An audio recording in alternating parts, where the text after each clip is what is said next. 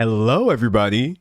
Welcome. We are back live on a Tuesday, quite literally like nothing happened. I'm happy to report that I feel better.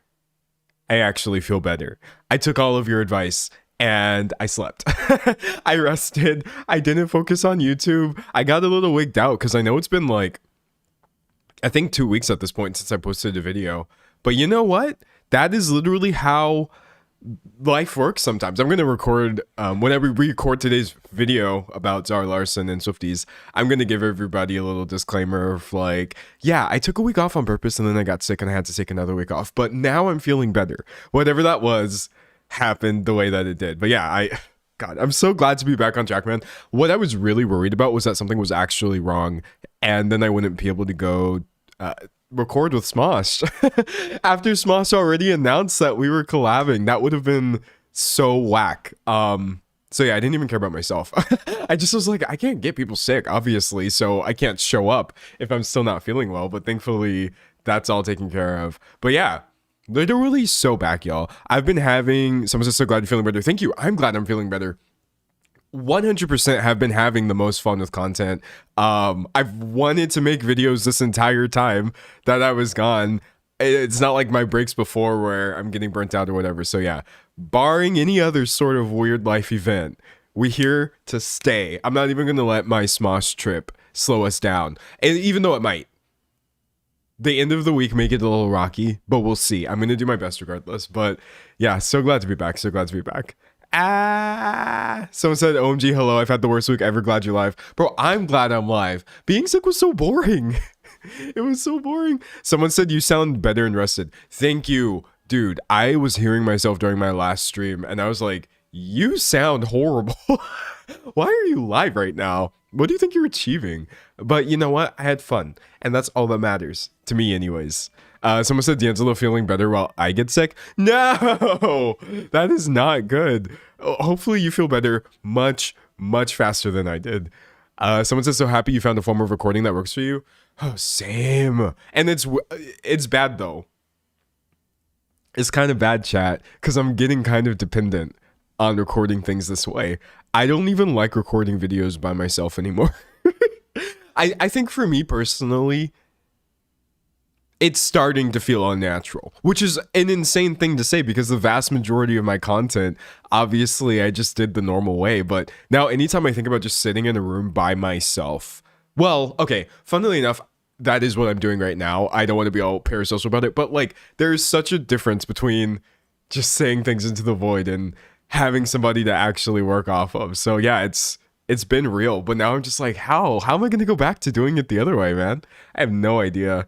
Someone said, the hi D'Angelo, perfect timing. I just started cooking. Let's go. Well, hopefully I'll be cooking up some good points during today's stream. Sorry. In the stream. We're 8 minutes and 18 seconds in. It's been long enough. You don't deserve all this. Someone said, do you get lonely recording by yourself? Lonely? No, but every now and then I do wonder, like, what am I doing with my life? I'll tell you the thing that's actually lonely about YouTube. Try being an influencer for a day, right? Yes, I'm complaining about YouTube as a job, but I'm telling you right now that this is weird. And it's not just me being a YouTuber. Anybody can probably relate to this. Maybe, if you work from home. But like, I don't have coworkers, and that is really not cool. And the thing about me is like, I'm not even really that, what's the word I'm looking for? Extroverted or social in the first place anyway. So I'm not somebody who actually wants to work in an office or anything like that. But it doesn't change the fact that like sometimes when the parts of my job that are very jobby and make me feel like, oh, this is not easy. Like sometimes I do feel like I don't have anybody to talk to about it, which is really interesting. But of course, like I try to mitigate that just by talking to people, reaching out to people. And I've been doing a lot better now at like simulating having colleagues. But it's been very, very, I don't know, it's interesting. Someone said, you want my coworkers? Yeah, I know some people just, they also hate their coworkers. So what I'm saying sounds like a dream. And like for the most part it is. But there is that time every now and then where it's just like, oh, I do wish like somebody I knew had my job so we could complain. But hey, what can you do? I certainly wouldn't trade it. So we hear. I feel like there was something else I wanted to say. Oh, it just dawned on me. This could potentially be your first live stream. If it is, hi, welcome. If you're wondering why I've just been ranting about various things for the past 5 minutes, that's how the first 30 minutes of the stream always goes. And then around the 30-minute mark, that's when we'll start recording. We'll get into today's topic. We'll be discussing Zara Larsson and Taylor Swift's Fanbase. Taylor Swift didn't even like do anything in this scenario, and also I feel like neither did Zara Larsson. I'm warning y'all right now. This is the definition of a nothing burger. Don't let me do the commentary thing where I try to like hype this up into like, oh my gosh, guys, this really big thing. Careers are on the line. No, y'all, this is dumb as hell. That being said, I still do find it quite fascinating, and it is quite viral currently, so it fits all the hallmarks for something that I would like to talk about, but don't let me talking about it fool you. This is actually so stupid, in my opinion. In my opinion. Someone said, I live very much off the internet. Who is Zara Larsson? Don't worry, I'm going to give you a disclaimer in the beginning. I always do my research with you in mind. People just like you who don't know who I'm talking about will tell you who Zara Larsson is, what she's known for, what she said, what people are mad about, how people are reacting. It's a tale as old as time, genuinely. Also, forgive me for just wanting an easy topic to come back to, because it's been like a solid 2 weeks since I put up a video, and I'm just like, I need to get back into the swing of like a good stream and stuff like that. So I'm literally just going to be keeping it so basic for that part of it. And we can talk a little bit about parasociality, what happens when your art form is so closely tied to numbers, which I do feel like I can provide a little bit of perspective on as well. It's very fun. I think it's going to be pretty dope. Anyways, what else we got? Someone said nothing burgers are great forms of escapism. Look, dude, in my opinion, justice for the nothing burger. Okay, there is definitely like a brand of people who get really mad when you talk about things that don't matter, and I'm just like, but the things that matter are definitely still going to be there. Afford me allow me this foolishness, this one bit of foolishness, and then I'll go back to being an important, or a productive member of society who cares about important things. But for now, let me be too online. Let me care a little bit about this. It's so interesting. Someone said, I do enjoy me some unserious topics. The way things are going right now, especially in the US. Yeah. Oh. But you know what, though? Unfortunately, at the end of this discussion, you'll see people are doing my pet peeve, though, of despite this being a largely not that serious topic, you then do have people like capitalizing on it by like, there's a lot of misinformation going on with this specific controversy, and people are making up misinfo that has to do with like Israel and trying to make people seem like they're Israel supporters and stuff. Listen, I done been following online for a while at this point, and when I tell you it's genuinely getting worse, because like maybe 5 years ago, if I was like there's an internet drama or whatever, yeah, I probably would have been like, I wouldn't have been surprised if people are photoshopping responses and stuff like that. But why are we at the point where now, because somebody's having online beef, people online are going to photoshop you to look like you're holding up the flag of Israel and supporting Israel? Because that's actually part of this as well. It's tweets with thousands of likes where this is happening. And I'm just like,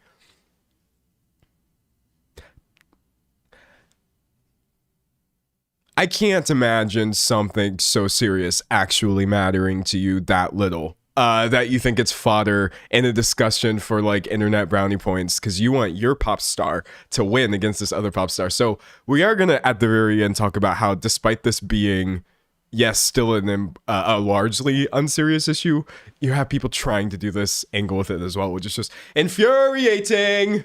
But anyways, what can you do?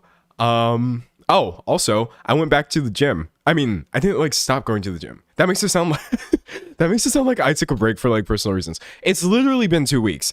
But again, I took a week off on purpose, then I got sick. So I was back there yesterday. I was just doing my normal stuff, and I was like, is this supposed to be so difficult? Did it always suck this much? The answer is yes. I genuinely hate any sort of physical activity, but I'm excited to go back and do my run, go back to the tattoo shops, just do everything I want to do. That just got put on hold, honestly.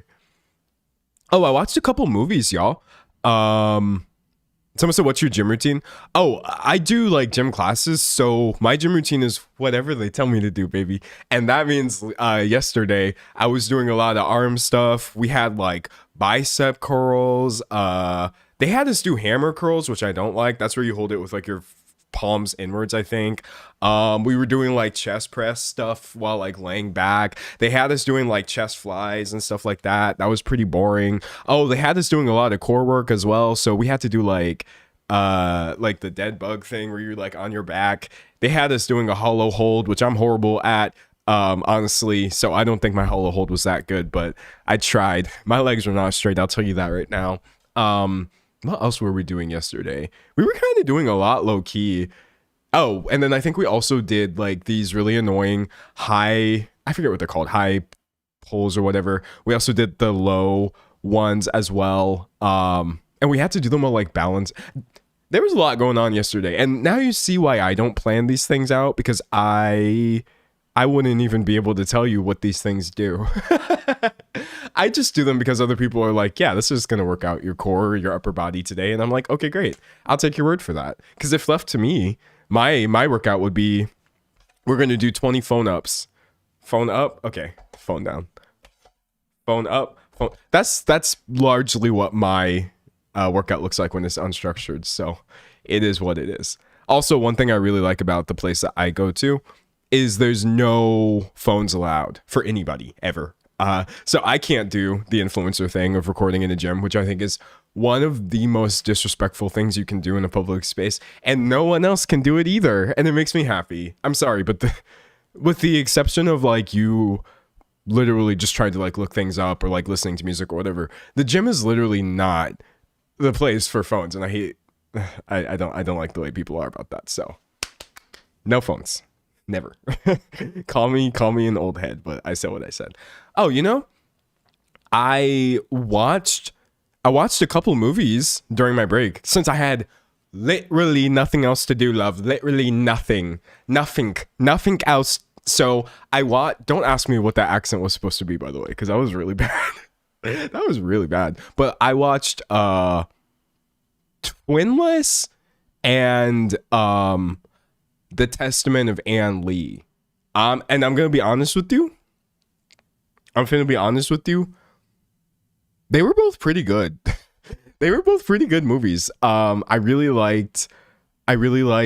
think I'm not a musical kind of guy. So The Testament of Anne Lee, going into that one, I was a little scared because it's not my genre. That being said, I thought it was still super dope. And it's not exactly what one would think when you say musical. I think the music was a little more naturally occurring in universe than your average musical, so that was really fun. I just thought it was a really like pretty movie as well.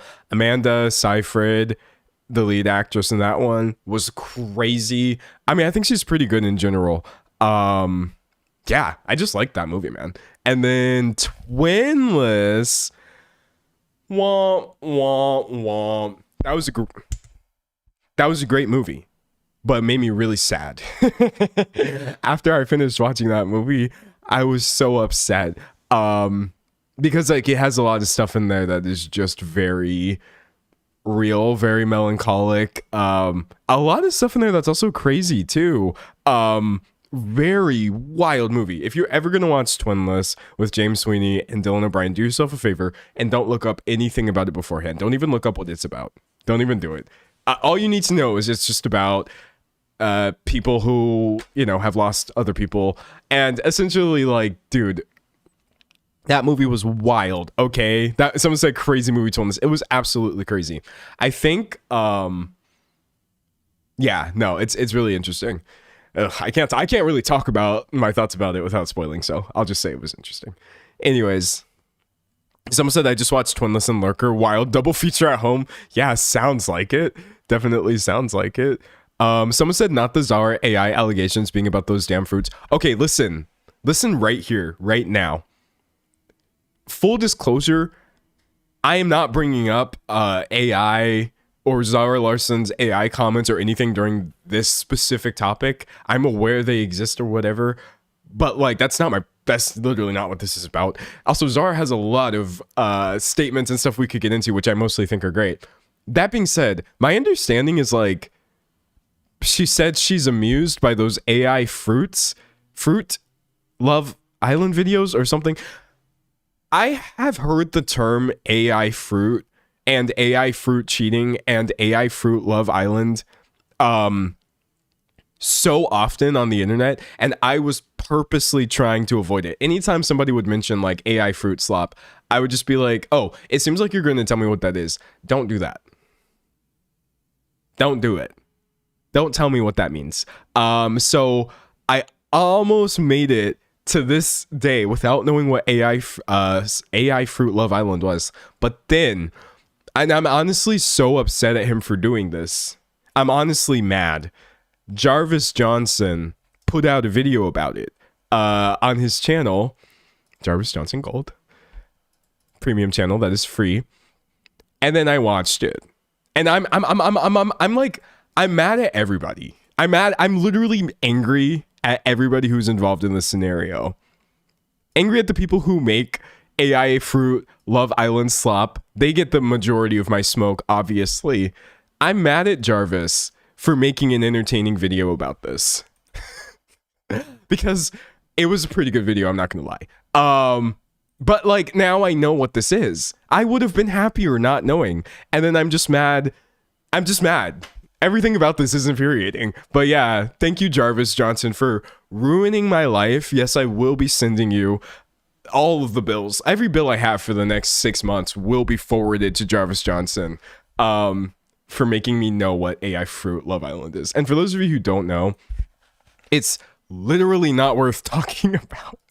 But like, the reality show Love Island, I guess for some reason, some TikTok account is using AI video generators to make like fruit-based parody versions of it, and scene. That's the movie. That's the entire plot. There's not really anything there. And then just the internet being the way that it is, these have gone massively viral. And like I almost understand why, but it doesn't make it any better. But yeah, please, the sooner I never have to hear the phrase AI fruit ever again, the happier I'll be. Let's just say that. Someone says so cringe. Dude, it's beyond cringe. Also, forgive me for sounding like an old head, but literally what happened to just being able to animate? Do you remember when people used to be able to do that? By the way, I'm not trying to put down the animation community. People are still animating and they're doing genuinely amazing and incredible things. I'm speaking hyperbolically. Remember when people used to just be able to animate? So if you wanted to do Fruit Love Island parody, all you had to do was whip up some artwork and get some of your friends to voice act for it, and bam. I'm telling you, that would have been just as entertaining. Actually, it would have been much, much more entertaining than AI-generated slop. Someone said, where is this watched exactly? TikTok. Excuse me. But here's the thing, though. As much as I would, like, deeply love to pin all of my problems with the proliferation of AI content on TikTok squarely, it's everywhere. Every single platform at this point has an AI slop problem. YouTube, tremendous AI slop problem. TikTok, it's super bad. Instagram Reels specifically, so much AI. Obviously, Twitter has a built-in AI bot that allows people to generate content right on the platform. That one is pretty terrible. Reddit is full of AI garbage at this point. Like, it's so bad. It's so bad. Someone said it takes about 5 million times longer to animate, unfortunately. Yeah. Well, in my day, we used to call that work, which is a thing you used to have. I'm agreeing with you. A thing you used to have to do. Boo. Oh, you know what's wild lately? I have found myself saying I'm agreeing with you. Just the phrase, I'm agreeing with you. So much more often lately, because I've realized that people are getting really, really, really combative is not a fair word. I think people are used to everyone else being confrontational with them. And so sometimes when I say things, people assume that I'm like disagreeing with them or like trying to have a point or like a take or whatever.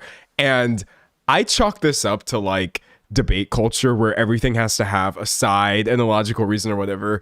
But yeah, I think so many times when I'll send a message replying to someone, I'll follow it up with, I'm agreeing with you, by the way, just so they don't think that I'm trying to come. Someone said feisty. Bro, people are getting feistier online in real life, honestly.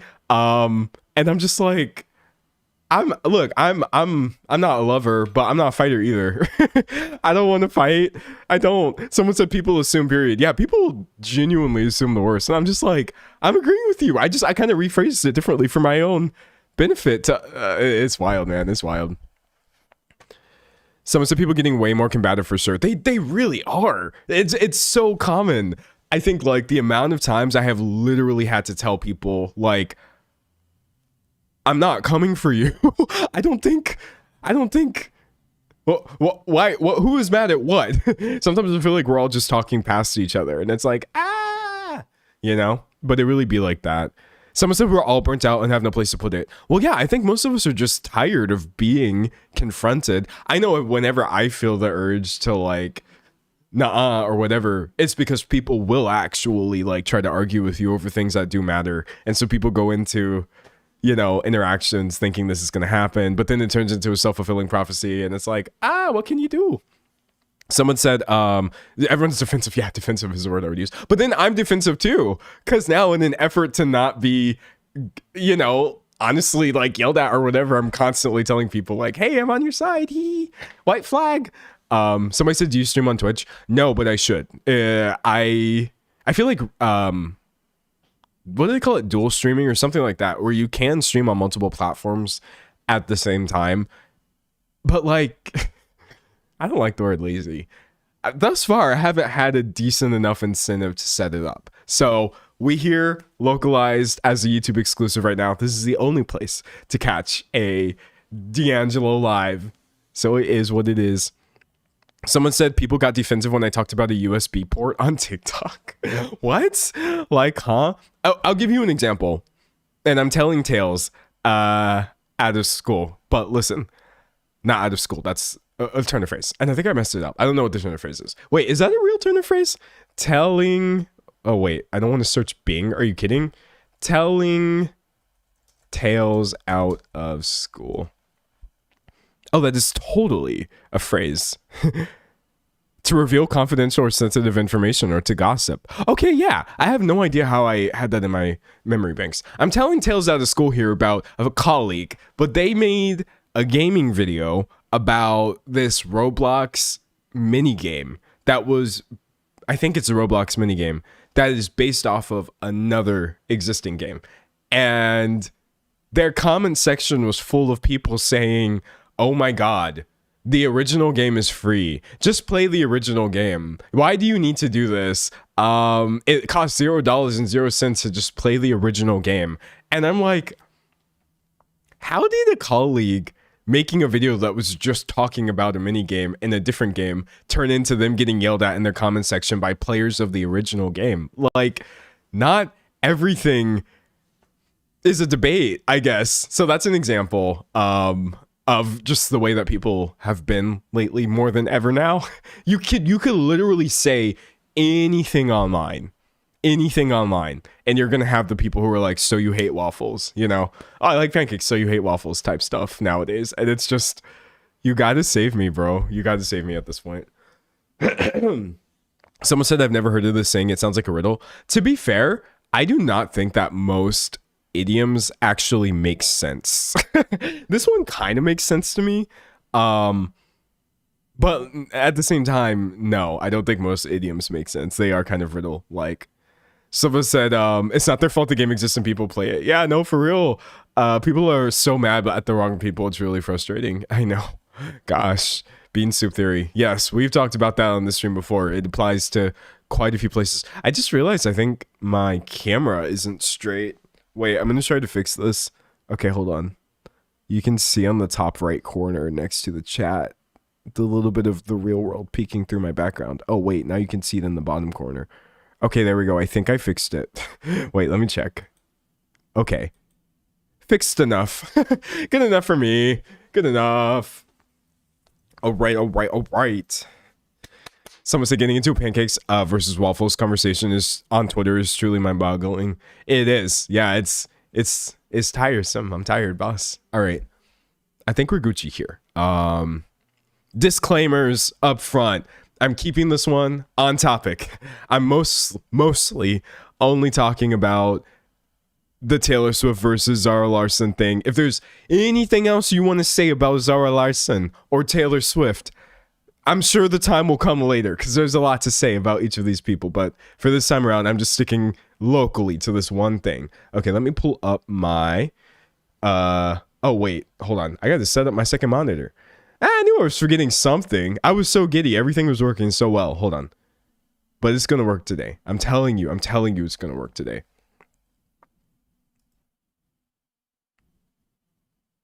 Hey, it worked. Let's go. Okay, so pulling up my outline.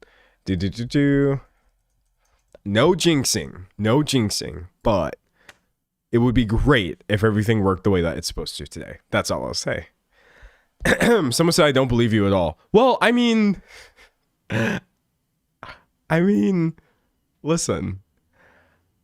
I intend to stay on topic today. That doesn't mean I won't say something that just sends me on a 15-minute tangent about, I don't know, the greatest. I listen. If you've watched my streams, you will understand that I'm lying right now, but I'm lying to myself. It's not to you on purpose. I want you to know that. I lie to myself a lot. So I'm really going to try to stay focused. Even though I literally wrote digressions into my outline. I'm looking at one of my lines and I'm like, why is this in my outline? This has nothing to do with it's nothing to do with the situation at hand. All right, everybody say hi to YouTube. Say hi right now because I'm recording. You're on camera. I'm going to drink some water.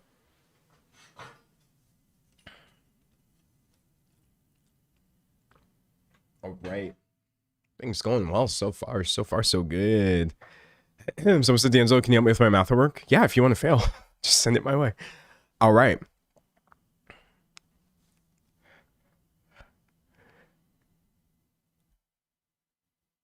Taylor Swift fans are upset. More at 8, if I'm being honest. Look, you need to know that this is truly one of the stupidest things I've ever covered, but I'm covering it anyway because I'm fascinated. Swifties are currently just rampaging against Zara Larsson, a Swedish pop phenomenon, currently popping off more than, or currently like reaching career heights thanks to Midnight Sun. If that situation does, or if that sounded like word salad, I'm going to explain who she is, what she said, why people are angry. All you need to know up front is that the greatest thing you could do for your benefit, your inner peace, is to just forget everything in this video after it ends, okay?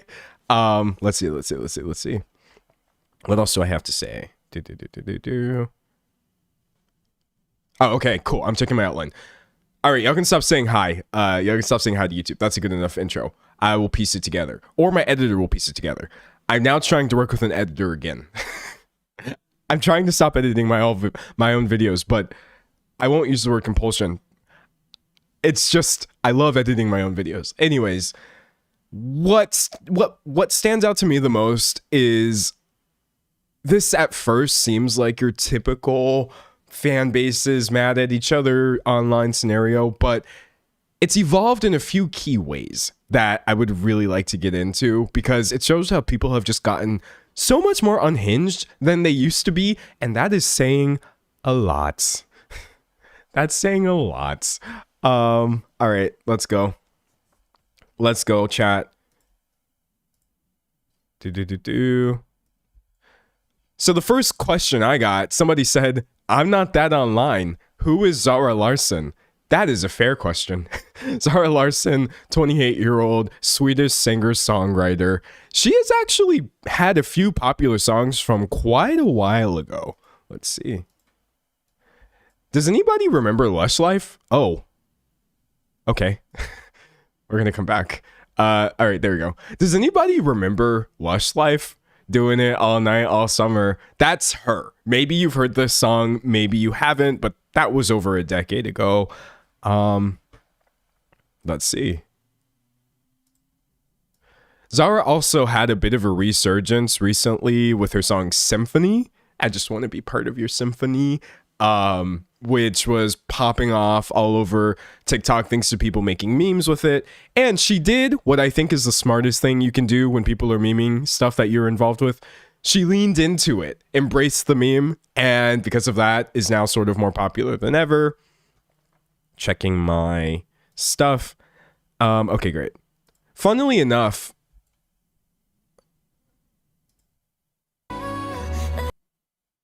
wait, I just realized I'm not even going to be able to hear the audio. Advanced, hold on.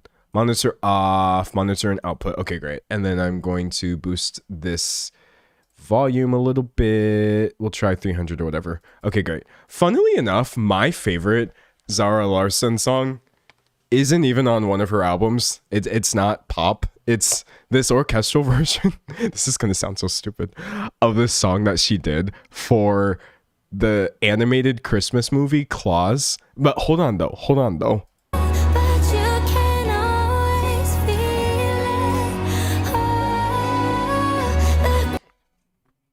It's low-key pretty good. Actually, in general, if I can just use this as a digression to tell everybody that they should watch the animated Christmas movie Claus. Let's see. Oh, wait, I have a link about this and it's not coming up. Someone said that was her. That was her. That was genuinely her. Not enough memory to open this.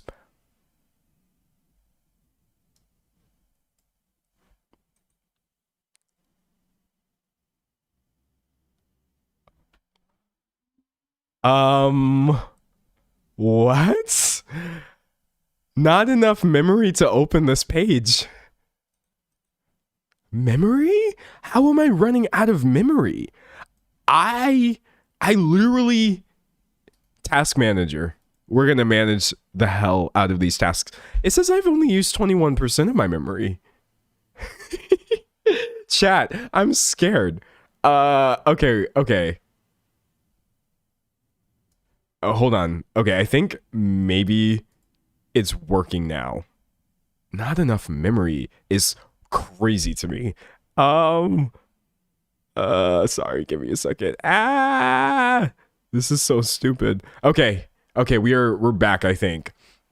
That was so bizarre. Anyways, if I can use this as a digression to tell you all, you should watch this movie. It's pretty great. 2D animation, a whole lot of love put into this. I followed this movie for years before it came out, and then when it finally dropped, it was as good. But that has nothing to do with Zara Larsson or Taylor Swift specifically. I really like pretty pictures. All right, moving on into the Midnight Sun era. But undeniably, despite grinding in the music industry for years at this point, Zara has completely hit her peak recently with her Midnight Sun era. Here's Rolling Stone telling us late last year how Zara Larsson made summer last forever with Midnight Sun. Midnight Sun is a song, it's an album, it's this very euphoric sort of pop number about the never-ending midnight sun, and everybody's been having a lot of fun with that. But because everybody's listening to the music now, of course that means everybody wants to know what Zara Larsson has to say. Hence, this other interview Do do do do. As part of her never-ending press tour for Midnight Sun, she was talking to The Guardian about a bunch of things. I lost a $3 million brand deal. I was like, okay, losers, Swedish pop provocateur Zara Larsson on fame, fun, and fighting the power. So we're going to get into this in a second.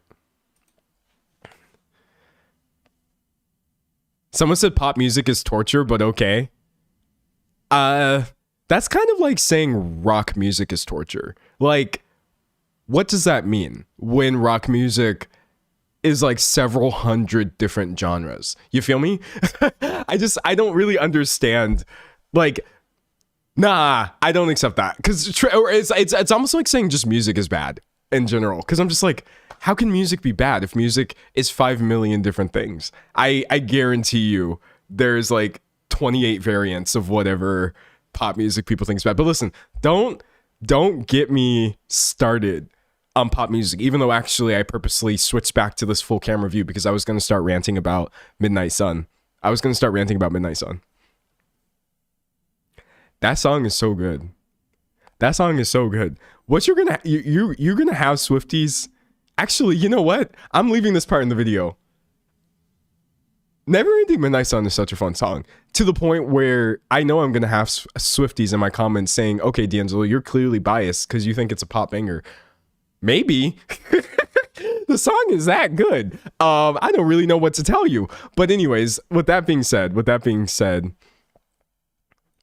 the comments that Taylor Swift fans got upset about. Oh, I just realized I didn't do an intro for Taylor Swift. Hold on, let me rectify that. Taylor Swift is Taylor Swift. Okay, I think we all know that. The comment that Swifties were a little bit upset about came way down deep into this interview. So this is the interviewer talking. She's putting the finishing touches to a Midnight Sun Deluxe edition with all women guest stars. Her label, Epic, quote unquote, want me to release a new song before it drops to tease it, she says. And I'm like, it ruins the project and the specific rollout that I have planned. The Guardian says, it's all a play for stats, which she finds depressing. Zara says, playing the chart game is so dead to me. No one's looking at the charts but industry people and maybe Taylor Swift fans. That's it. There's nothing else here about Swift herself, actually, or Swifties, but that one line, the throwaway line in a Guardian interview that was not actually about Taylor, has sparked all the goings on in this video, which, as you're going to see, is going to escalate into a disinformation campaign to make Zara seem pro-Israel. And if that sounds made up, then I guess just buckle in, okay? Buddy. Anyways, someone said, did she lie? Okay, yeah, hold on. Let's get into it. I actually really like that we're having this discussion because there's so many moving pieces to this. Zara Larsson is a pop artist, obviously, and she does quite well on the charts with her breakouts and stuff like that. And so one of the first things that Swiftie said about this, because I don't think I have to tell you that they got pretty upset. Let's see. Here's an example of someone saying, why did you mention Swifties? Everything is about Taylor, thanks to you. Please stop talking about Taylor Swift. Focus on your music, your projects. We're ready to fight and cancel any artist that attacks our Swiftie sisterhood, says a random person on, I think, Instagram. Which,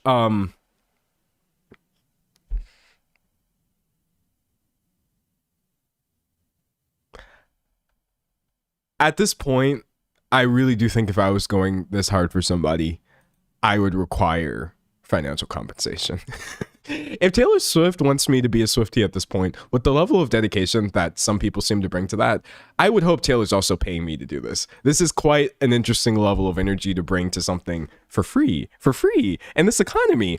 But anyways, Swifties began pointing out, hey, Zara, you as a pop singer seem to care about the charts a lot too. Let's see, I'm going to pull up. And so at first you had a lot of these pictures going viral. Zara Larsson in Rolling Stone saying, I want to be the number one. In the documentary, Zara Larsson reveals that she monitors Spotify charts every day.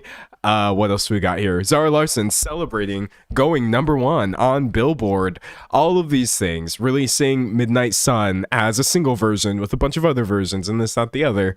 Let's see. They went to work, bro. Any time Zara has ever mentioned any sort of happiness or desire to do well commercially, they pulled this. Zara reacts to Stateside, going top 10. She's unhappy with selling 20,000 arenas. I want to do stadiums. I think we kind of get the point. I would like to say, unless I'm missing something, this kind of seems like a multiple things being true scenario. Now, you're totally free to have your own sort of read on the situation. I think clearly Zara Larsson is happy when she does well and wants to do well. And also, I think chart watching is pretty whack. I do think the actual phrasing of no one is looking at the charts but industry people and maybe Taylor Swift fans is really unfortunate, because now we're not actually having any sort of nuanced discussion about what it feels like to try to create artwork while having to worry about the numbers. Because also, if your numbers aren't doing well, a lot of people wind up getting their albums blocked or held hostage, or they have to keep releasing the songs against their will until one of them turns into a hit. So it's like, it's interesting, to say the least. Can I talk about myself a little bit? Just a little bit? Just for a second.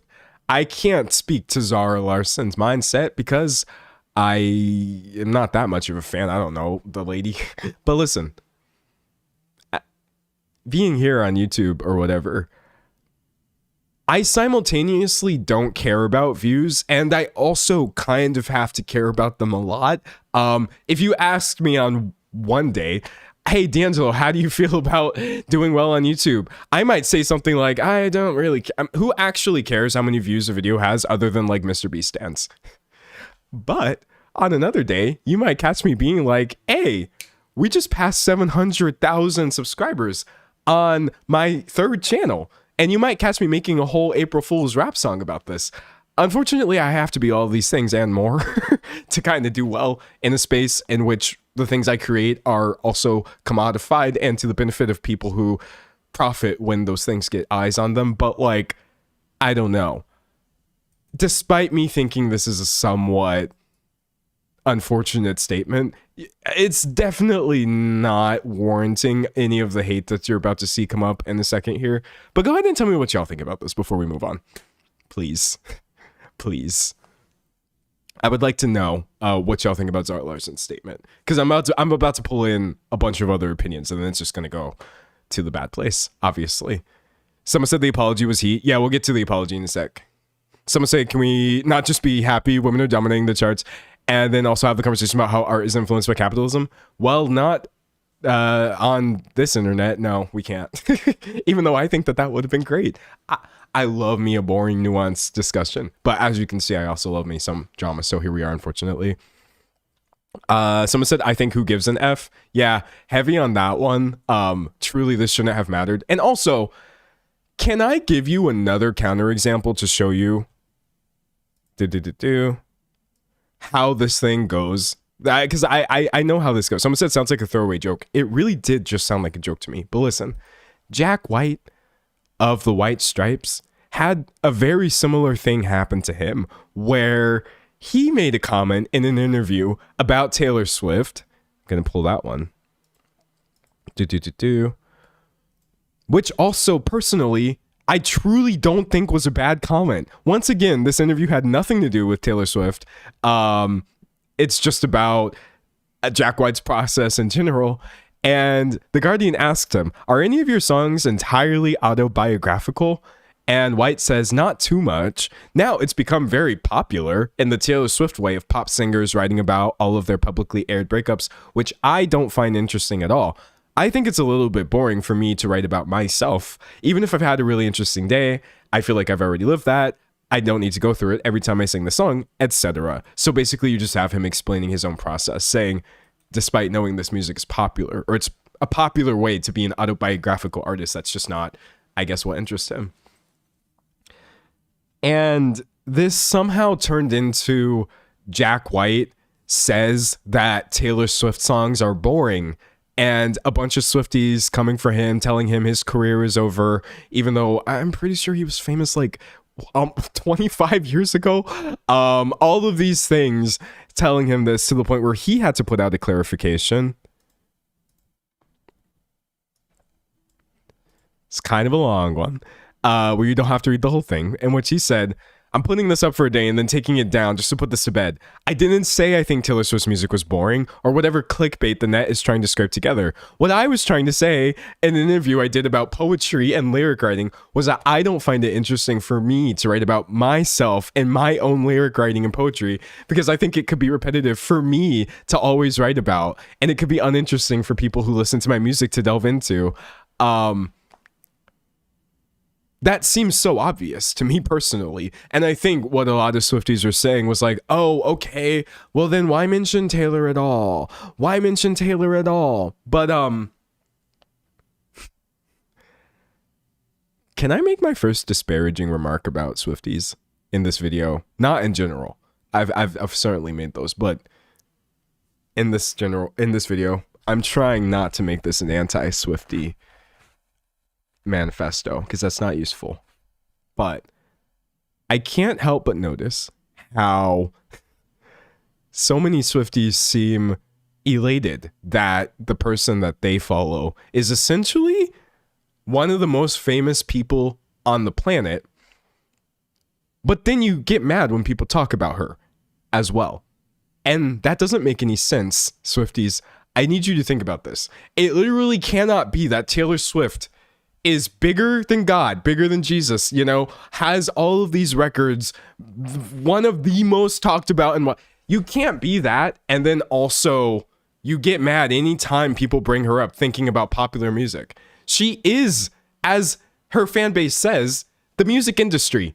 So of course, when people are thinking about autobiographical songs, you're going to think about Taylor Swift. Of course, if you're thinking about people watching the charts, you're going to think about Taylor Swift. I literally don't understand why they get so mad whenever you bring her up, while simultaneously going out of their way to make sure that she remains the #1 artist of all time. It don't make no sense to me. It really doesn't. Someone said stands in general. Yes, and this applies to all stands. This applies to all stands for sure. That's the thing about Swifties, is like, they're not a unique group. They're just really, really big and loud, and therefore they're easy to talk about. And one could argue being not unique, but just being really big and loud and easy to talk about is kind of a reflection of the artists they follow. But don't. Anyways, sorry, that was mean. See, I could be mean in this video. I just don't think it's gonna get us anywhere. To be fair to Taylor, I genuinely think her music is just fine. It's just fine. It's okay. It's not bad. I don't think she's a bad songwriter. I do think she's talented. And clearly, she is so immensely talented at connecting with a large group of people. Sometimes I just wish I was one of those people. And then I would feel less confused. And that's how I feel. Someone said, I love it, be meaner. No, I don't want to be meaner, because then they're just going to throw away any sort of good point I make in this video. They're going to throw it away.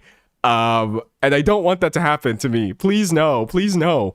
Anyways, moving on from that. So we've got the chart watching. Okay. So what happens next? Going back to Zara for a second. She puts out a clarification on her Instagram, disappearing story. Of course, nothing truly disappears on the internet, right? And Zara says, I did an interview in The Guardian saying no one cares about the charts but industry people and maybe Taylor Swift fans, because no one plays the chart game like Taylor Swift, LOL. Hold on, I'm going to zoom this out a little bit so you can see easier. Okay, there we go. She's literally the best at it, and everyone knows that. It's not the read you guys think it is. And also, I care. Hi. Best believe I will try to release at least 2 different covers for my physical on my next project, After Midnight Sun. I said that because I feel like I have some cultural value right now in pop music, something I've never had to this level, but I'm not in a position to influence the charts, lol. And I still think you can be an amazing artist and not chart. Those two things are not mutually equal to me and shouldn't be to any fans either. But I still want #1. Please make Midnight Sun #1. Please. That would be so mega. Please. And I think that this is really interesting because it's contradictory and people, they struggle with that. Who said I contain multitudes? Is that a thing? Is that a quote from somewhere? I contain multitudes. It's Walt Whitman. Okay. Did we all just kind of forget where's Whitman at? Did we all just kind of forget when Walt Whitman said, "Do I contradict myself? Very well, then I contradict myself. I am large. I contain multitudes." One day, no one's even going to remember that anyone ever said that ever. But yeah, that's my final opinion on Zara Larsson's comments specifically. Yeah, it's contradictory as hell. And unfortunately, I feel the same way about the things I create. I don't really care about views, or I would love to not have to care about views. But at the same time, cool. It's really great when the stuff I make does well. Womp womp. That being said, I need to stop saying womp womp. As much as I rail against random Twitter things, or not Twitter, that's from TikTok. As much as I rail against like random TikTokisms that people just say all the time, 6-7s and all these other things, I have unfortunately absorbed womp womp into my vocabulary, and I don't know why. I don't even like that one. I need to stop, honestly. But anyways, do we got... There's a lot more to this. We're going to get into the Swifties dredging up Zara Larsson's old stuff. But before we get into that, do we have anything else we want to say about this? Someone said no, say womp womp. It's funny. Okay, hold on. That was my first cough in 55 minutes. There's still a little bit of gunk in the lungs, unfortunately. But it's expelling. No, womp womp is funny, and that is why I say it, yes. So, thank you for understanding. Someone said it's fun and harmless, go off king. Someone said it reminds me of James Charles. Okay, that's not harmless. Also, that video is burned into my mind of James Charles just going, yeah, womp, womp, womp. If you don't know what that is, so happy for you. So happy for you. Anyways, any other thoughts before we get into this next thing? Reading chat. Someone said that Midnight Sun song is cutesy but not timeless, and I love her music. I hope her next project gives us some timeless pop, some pop timeless classics. Oh yeah, it's a fair once. I like the song a lot. I'm not really sure if it'll hold up in like 10 years, but I guess we'll find out. Someone said, I missed the first bit of the stream. Are you feeling better? Yes, I'm feeling so much better. Thank God, the universe, whoever's responsible, me, I guess, because I'm the one who took a break. Like 95% better, and I'm so happy about it. I just have a little bit of phlegm left inside, but it's okay. Anyways, moving forward. So we've got the chart watching. We have Zara's clarification. All right. Okay. Then, of course, Swifties being Swifties, they started drudging up things to prove actually that Zara has always hated Taylor, which is really interesting. That's a pretty common stand defense of like, oh, you must have a negative opinion. Even though I don't think Zara's opinion on Taylor was remotely negative. Because you have a personal vendetta against my fave. So you had a couple things coming up. One would be this. Hold on. I need to find a different source for this.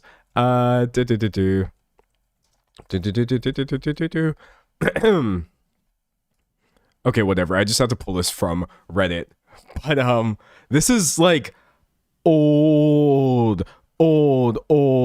news. Literally from 2017. But people brought up Zara Larsson retweets a tweet throwing shade at Taylor Swift for not speaking about Black Lives Matter.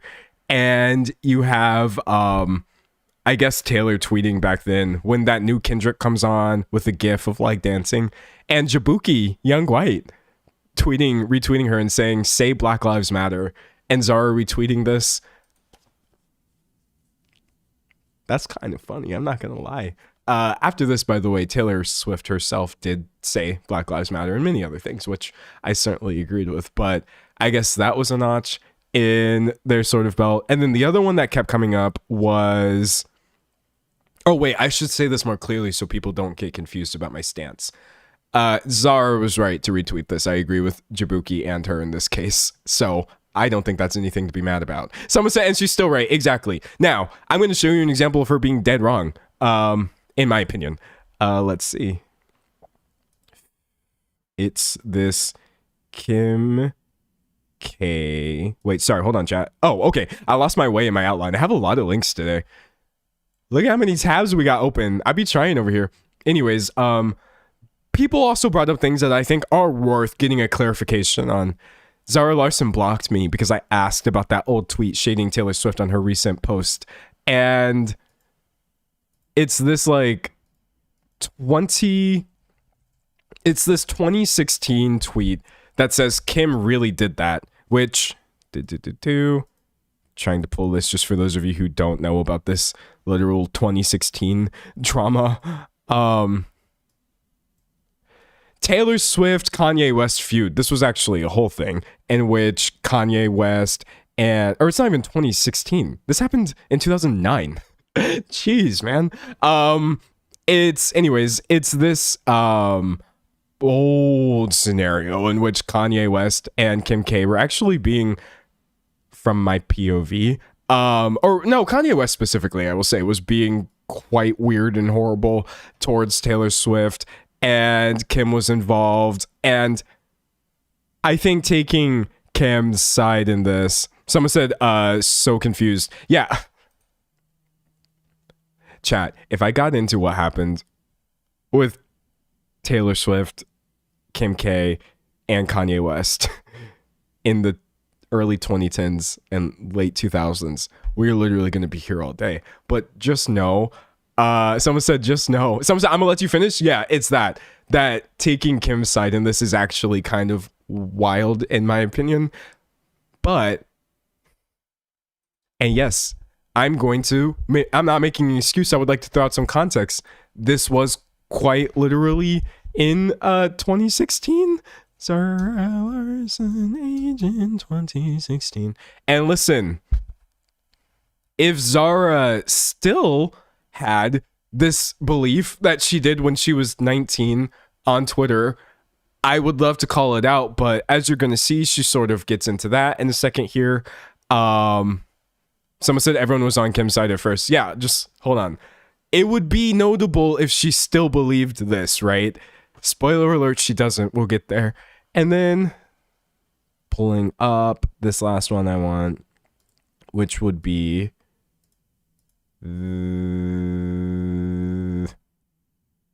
sorry, give me a chat. Give me a second, chat. Okay, we have the resurface tweet. Oh, the Scooter Braun thing. Yeah, okay.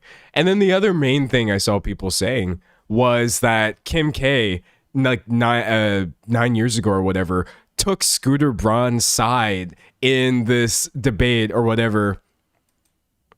Now listen, this is another thing that happened a long time ago, being in 2019. Yet again, if I explained this like deep Taylor Swift feud lore, we would be here for a while. Just know that Scooter Braun, in my opinion, is not the dude anybody should be siding with in this case. But actually, Zara Larsson never supported this man. Hold on, let's see. I'm going to show you. It's this right here of a Swiftie saying the fact that Zara Larsson has always been a hater, showing this comment from, 6 years ago, showing the 6-year-old comment saying, it's kind of small. How do I make it bigger? No. Yes. Okay, great. Close enough. This is Zara Larsson commenting on a video, getting 44,000 likes in six years ago. I will never understand what this man did to deserve this level of hate. He didn't steal anything. He made a business move like anyone else would. So, we now have essentially that Zara took Kim K's side. Zara took Scooter Braun's side, which this is not a real screenshot. We're going to get into that in a second. And that Zara seemed to agree with the idea that Taylor Swift could have been more vocal about Black Lives Matter a few years ago. To this point, let's see. Pulling up the fake.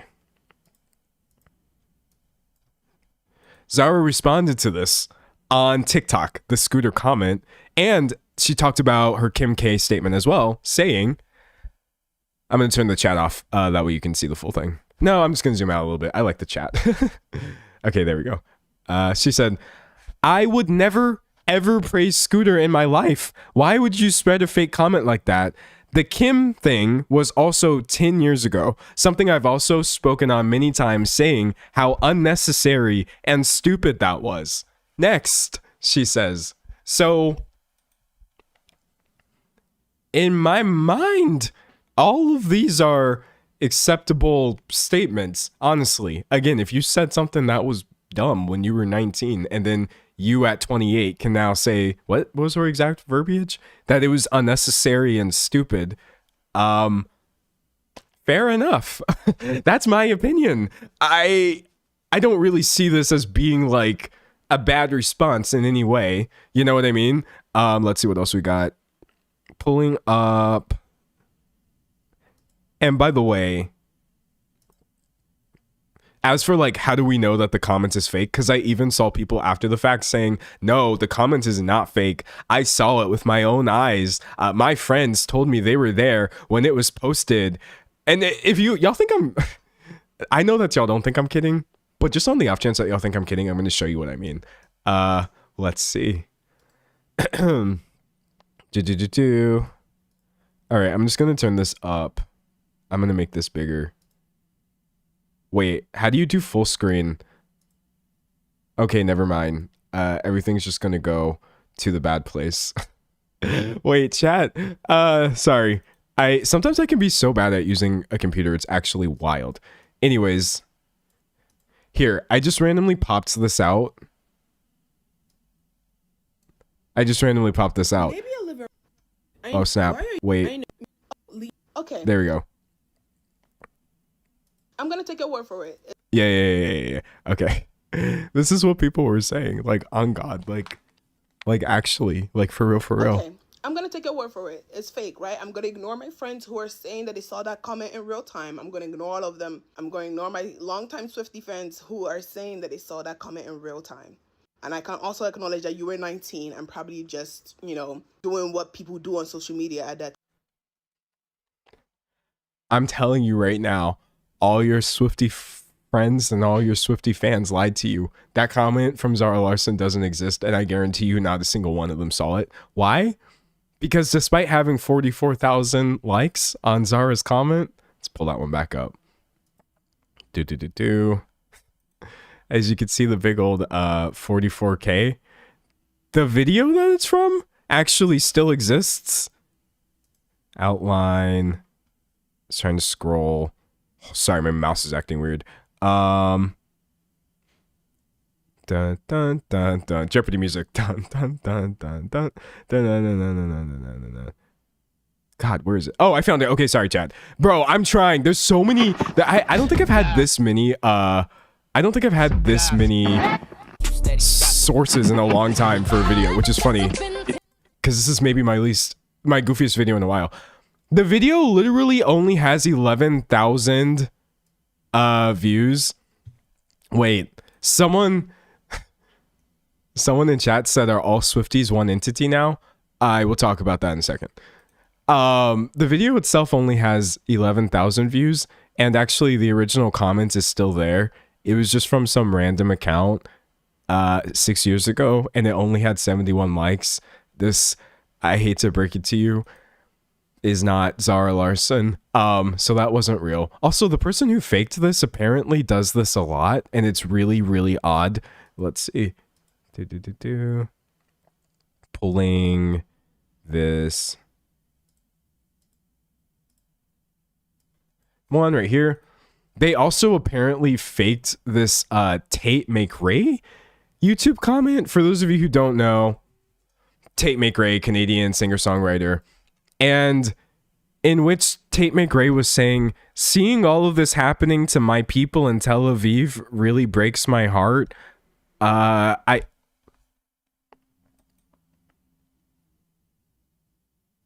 a wild thing to fake on a video of the emergency services arrive in Tel Aviv after Iran strikes.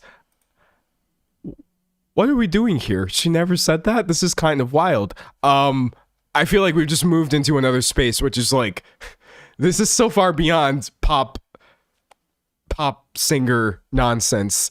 Very, very strange. But let's see. I also saw someone say, in defense of that one TikToker, why would you think someone made this up? I agree. I will say it's still just kind of wild to reply to Zara Larsson's real comment and say, oh yeah, well, my friends saw you say that. But yeah, this person literally said, I can't believe my edited screenshot made it this far. Had a video of them editing it, etc.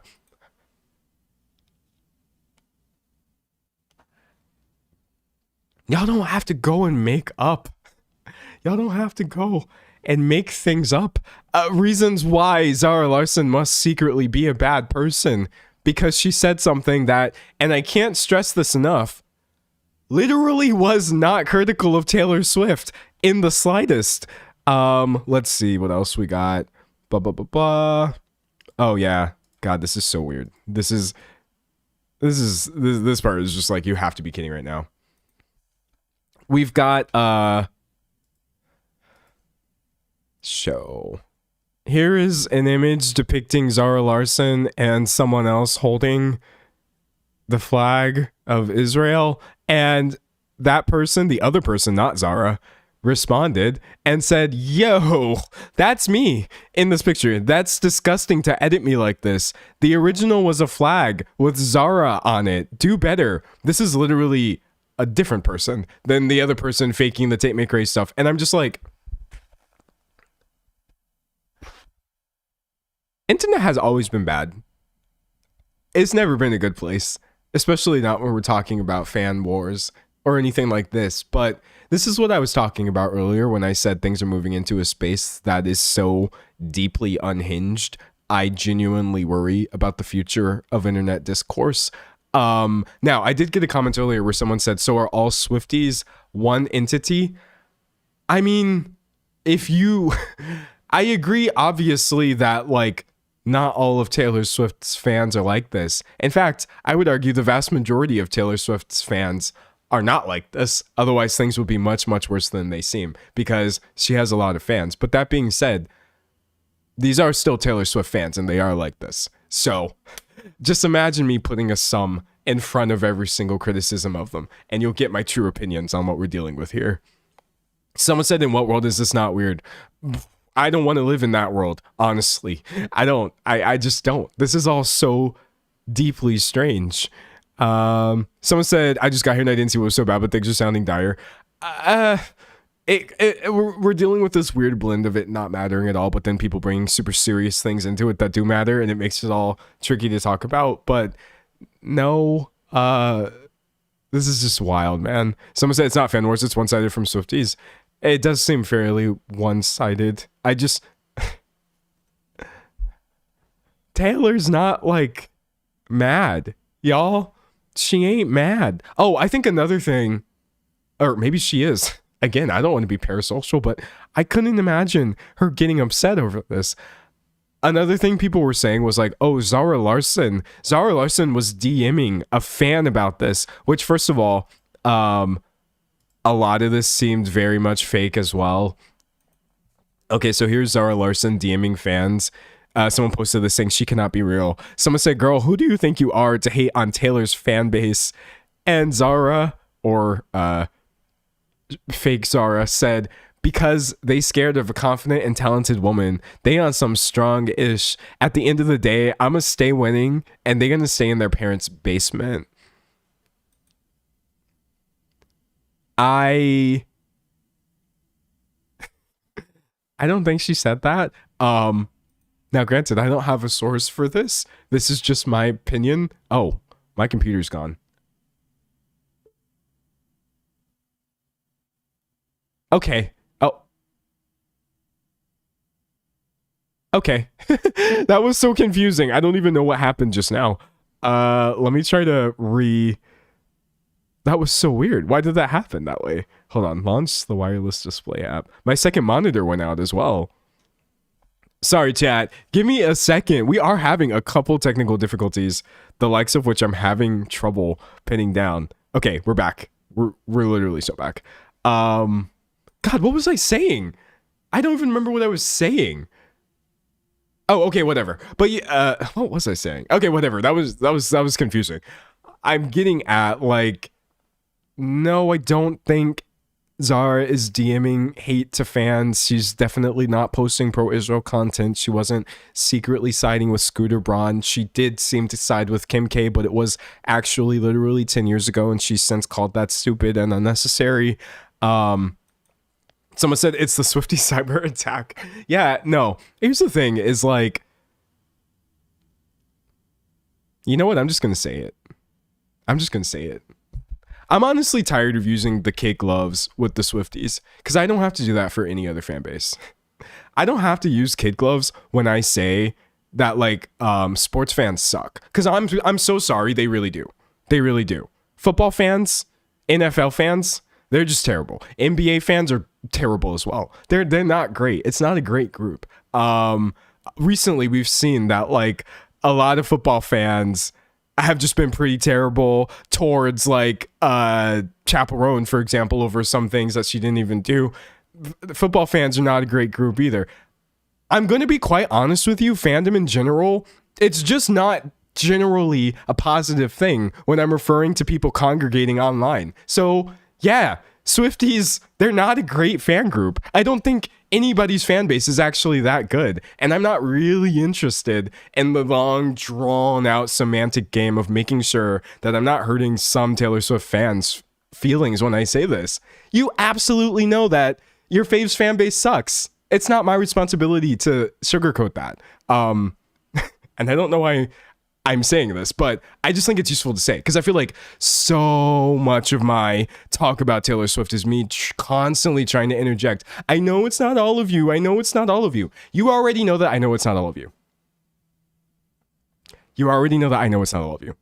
That's not consistent with anything that I've ever said on my channel. So I think I'm going to stop disclaiming that, just to save a little bit of time. Anyways, moving on towards this. Sorry, give me a second. I'm trying to pull the right thing right here. Someone said fandom culture high-key died during 2019 and 2020. It's just not good, bro. Fandom is just not, it's not in a good place. And it makes me sad as a fan of many, many, many things. Let's see. But anyways, currently, trying to pull up this picture for you. Zara Larsson herself has sort of, if I'm not mistaken, the last thing we've got here is her calling the situation a nothing burger. She posted a bunch of things, and among them a clementine with an incense stick. And she said, the incense, oh wait, can't I zoom in? Okay, cool. The incense and the clementine is for keeping good vibes in the comment section. You guys are literally snacking on a nothing burger right now. Let's have fun instead. And I would agree, nothing burger is potentially the most accurate summation of the scenario. Let's see. Pulling up this comment. Also, like, somebody said, shading Taylor Swift fans when we actually loved and supported you. Bye, girl. It was fun while it lasted. Removing your 3 listenable songs off of my Spotify. And Zara Larsson just saying, mad for nothing, lol. Like, I think that's a fairly decent place to leave it. There's truly nothing else here. Taylor hasn't said anything.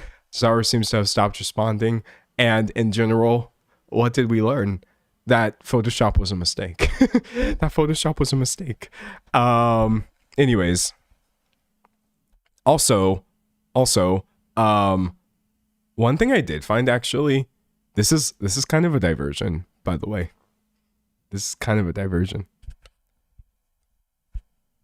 One thing I did find is Zara actually DMing a fan, and y'all, people can be so unhinged. Okay, hold on. Let's see. Pulling this right here. So this random person online, after hearing about what Taylor said, after hearing about what Zara said, re Swifties, this person just says, I just DM'd Zara Larsson again. and they're sharing their response to this. Let's see, trying to make this image bigger for you. And I mean, it seems like they're sending her a lot of stuff saying, girl, be serious now. Oh, you're scared, reacting to Zara's clarification. And Zara said, definitely not scared of you. You're literally a fan, baby. And this person replied saying, I don't care. I won. Taylor Swift got the biggest fan base in the world. They'll drag you to hell. And by the way, there's already so many viral hate tweets about you. And Zara says, and there's ... no tweets about you. Bloop. Bloop is a really funny reply. And I'm going to have to work hard not to incorporate that into my vocabulary. But in an effort to verify this, because the story has so many fake screenshots, I got to the bottom of whether this was real. Not only is it real, but this person is so genuinely like... sorry, hold on a second.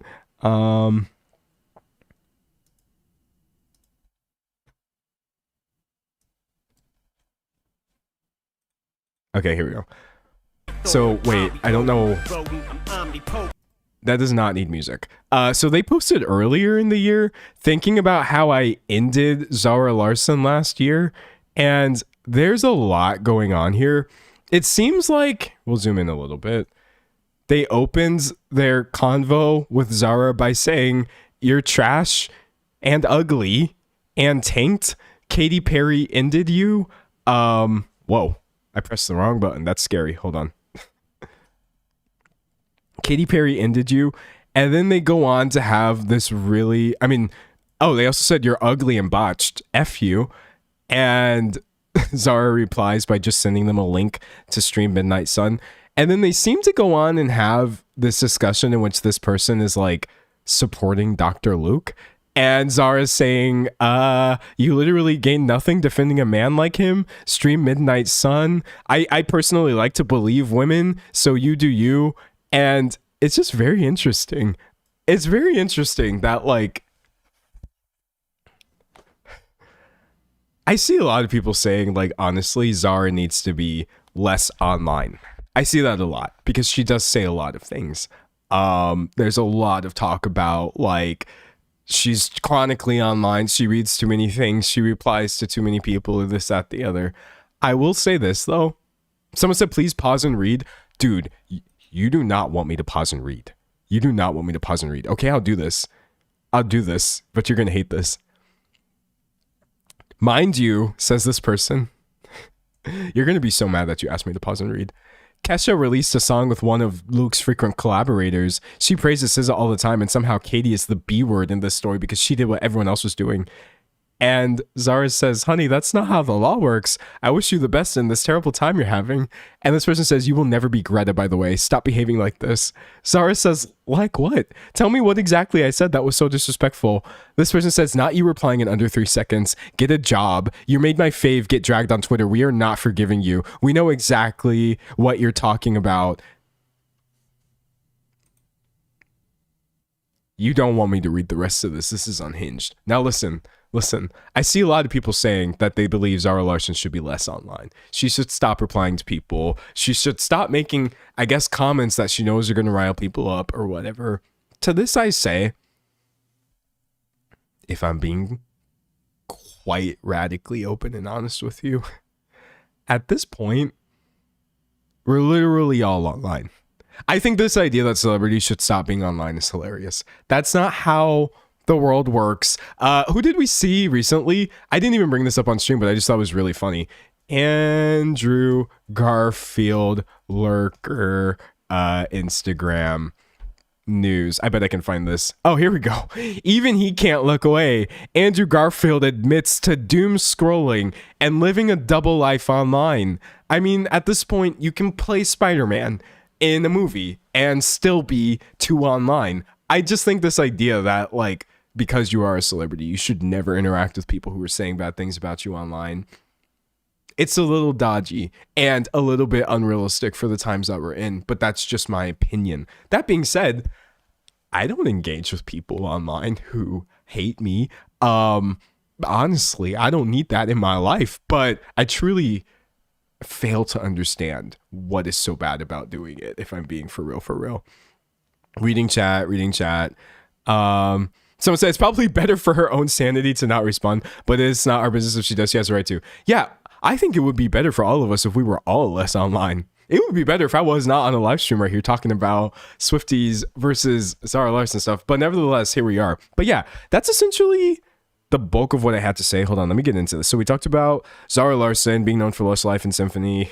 We talked a little bit about Claus. I really love that movie. Her blowing up with Midnight Sun because that was going super viral. Her offhandedly mentioning Swifties in a Guardian interview, angering people, then pointing out Zara's chart watching. She clarified in an Instagram post talking about multiple things being true or whatever. Then people were essentially sharing a mix of things that actually happened, like her old unfortunate comments about Kim K, faking information about Scooter Braun, etc. To which Zara replied again, saying that these things are not real or she no longer stands by them. And then we talked about people jumping the shark and actually making these really inflammatory statements about everything under the sun, the vast majority of which is fake. So I think I covered it.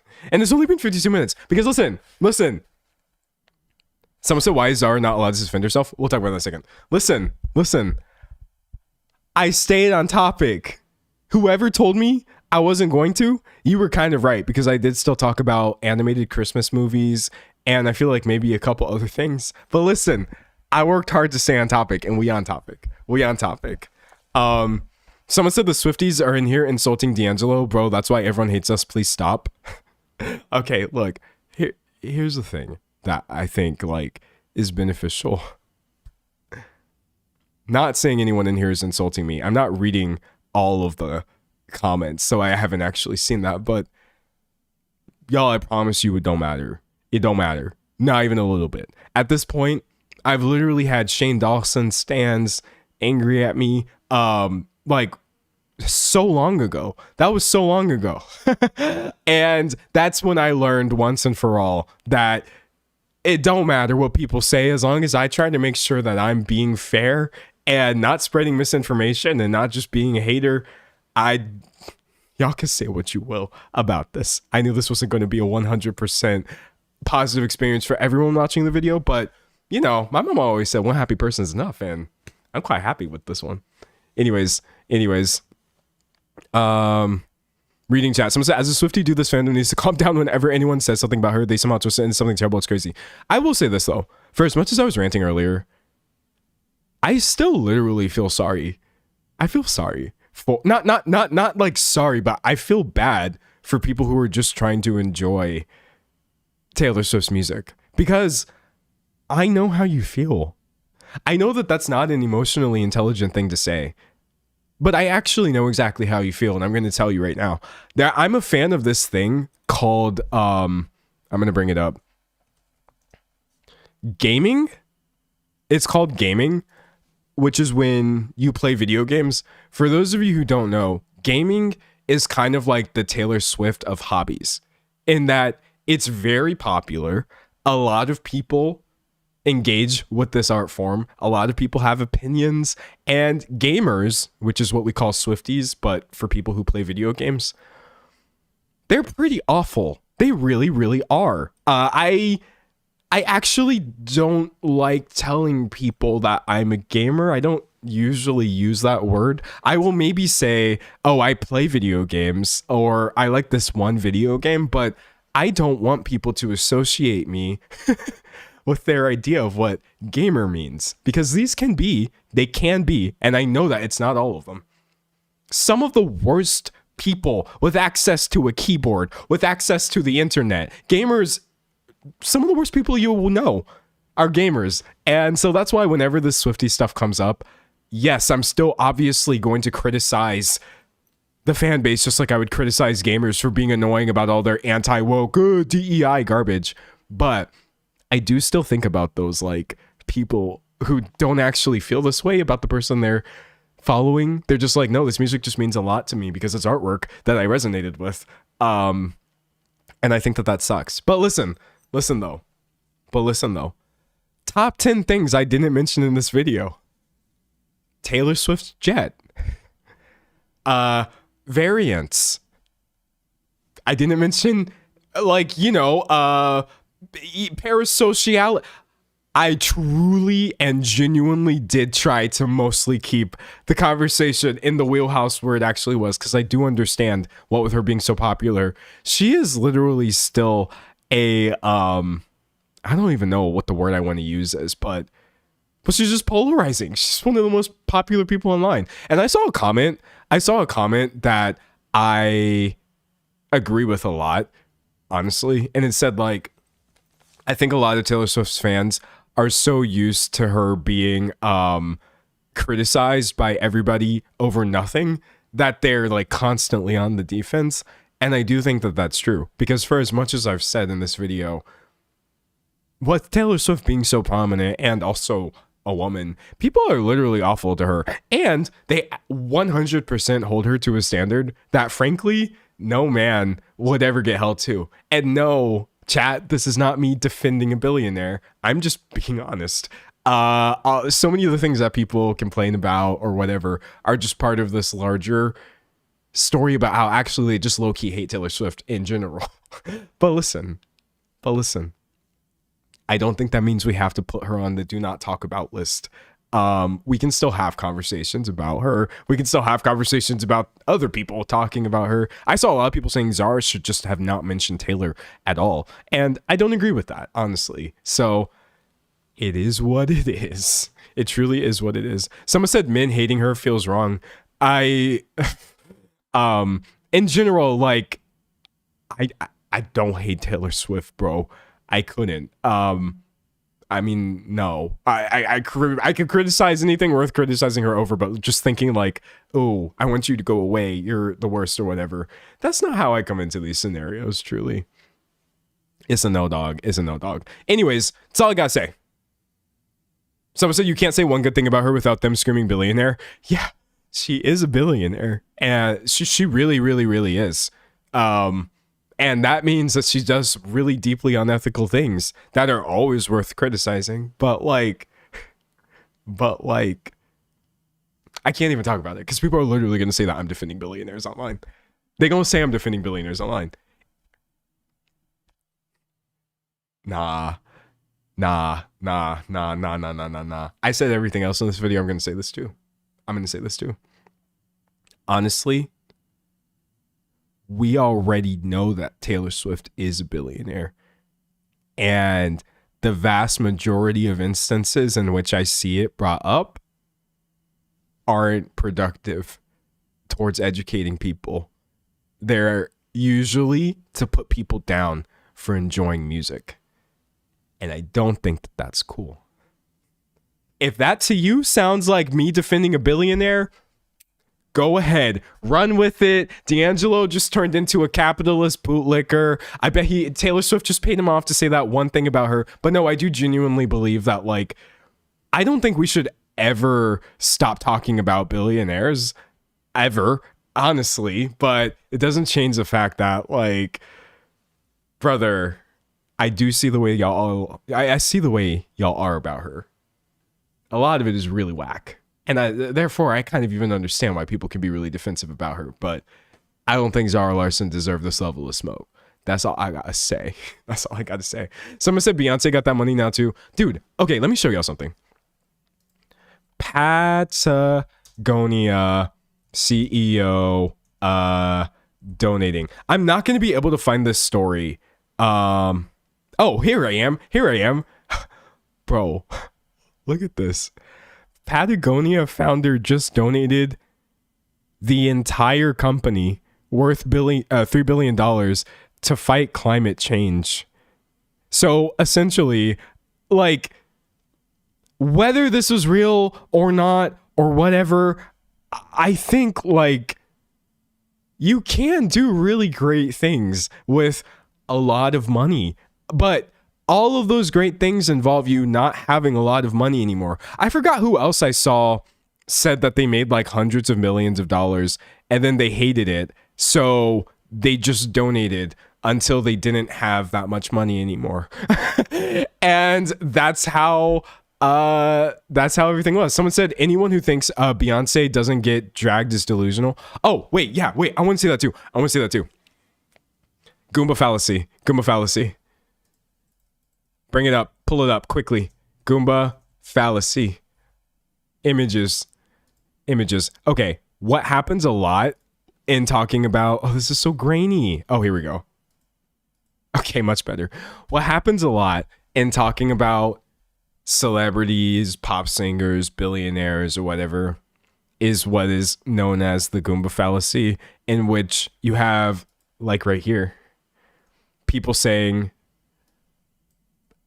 I have opinion A, which contradicts opinion B. And then you also have people saying, well, I have opinion B that contradicts opinion A. And it gets filtered through social media into this seemingly contradictory, ridiculous double standard. And that involves the people consuming this left with the idea that everyone on this website is stupid, except for me, because they believe that people believe opinion A and B simultaneously, which is a double standard.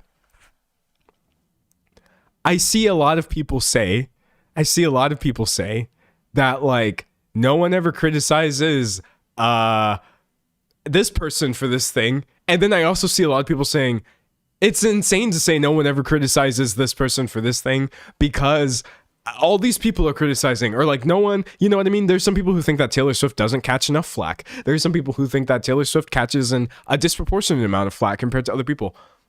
It literally is just because anybody who has an opinion on this person is getting filtered and condensed into one position, which seems to be contradictory. But honestly, there can be and are a lot of fans of hers who just don't rock with a lot of aspects of what she does, but still connect with the artwork, which I don't think is a moral failure, in my opinion. But that's just me, honestly. That's just me.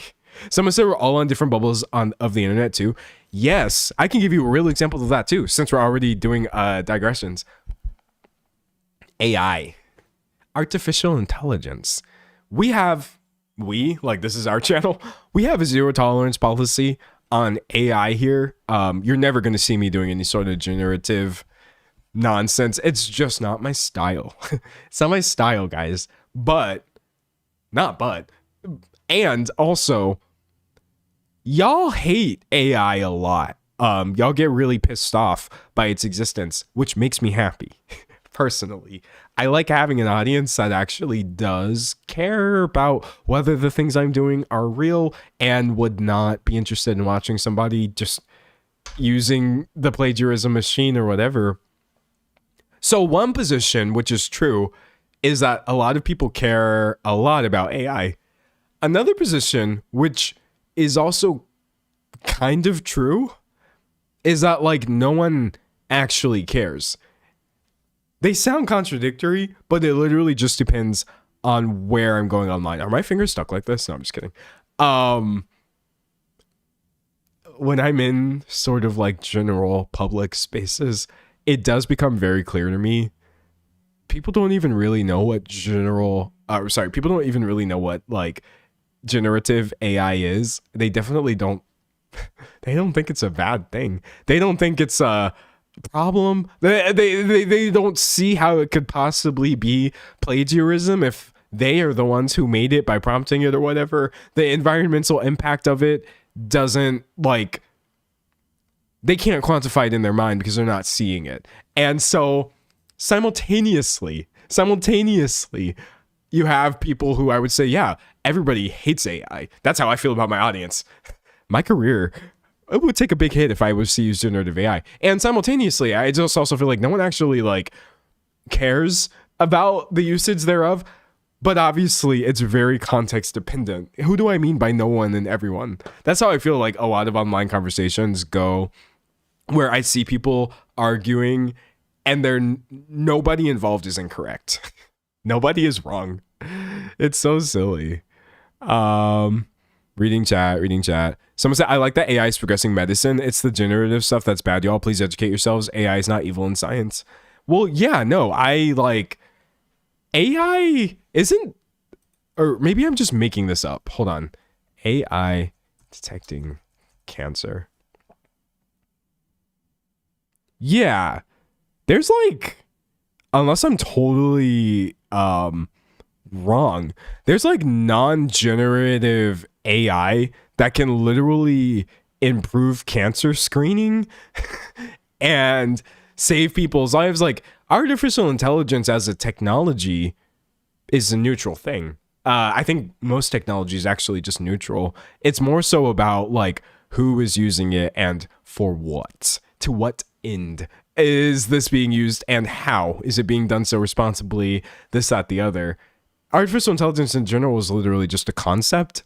It doesn't always mean chat GPT at all, actually. I think, correct me if I'm wrong, because I'm not a techie guy. I'm not a techie guy, but I think that generative AI and large language machines are actually a very, very narrow slice of what AI is and can do. Unless I'm misunderstanding something.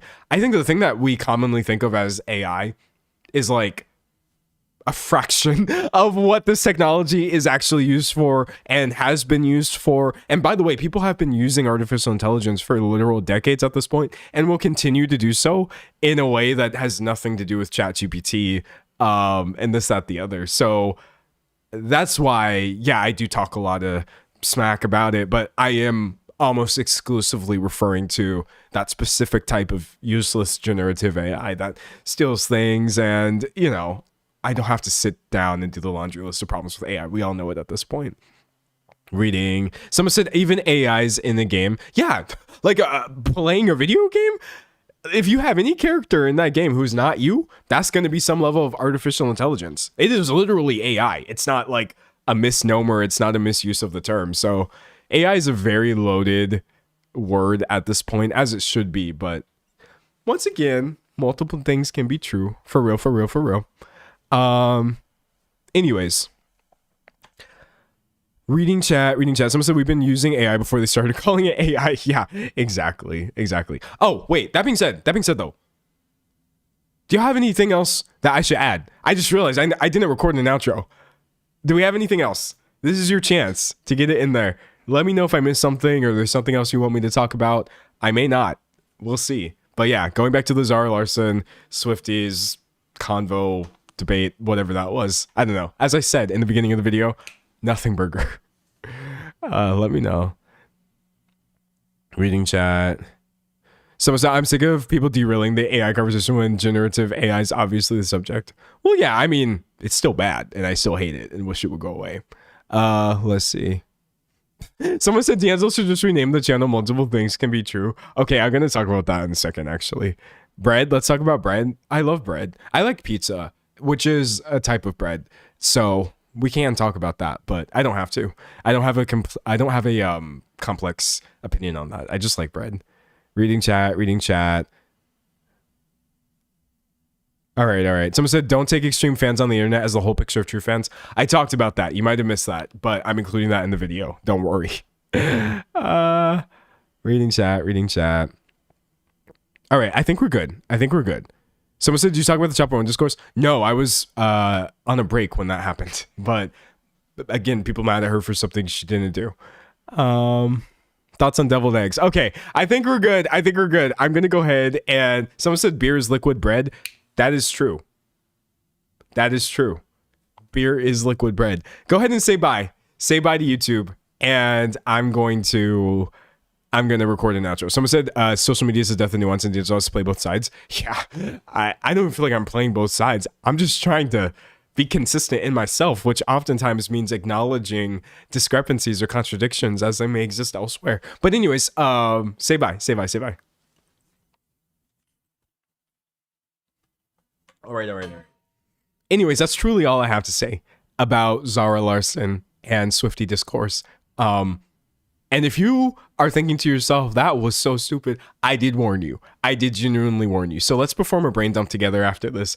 I'm going to try not to think about it again. Hopefully you don't either. But yeah, I recorded this video live right here on YouTube where I stream quite frequently. Tuesdays, Thursdays, and Saturdays at 12 p.m. Eastern time.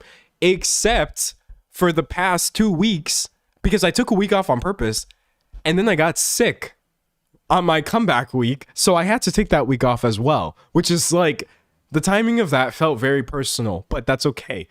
We here now. Anyways, I hope to see you in the next stream or the next video, but if not, it doesn't matter at all. Okay, bye. All right. Stop recording. All right, we're done. Y'all can stop saying bye. Let's chill. Let's relax. I sat back. Why am I sitting back? Okay, I'm gonna do my hourly cough.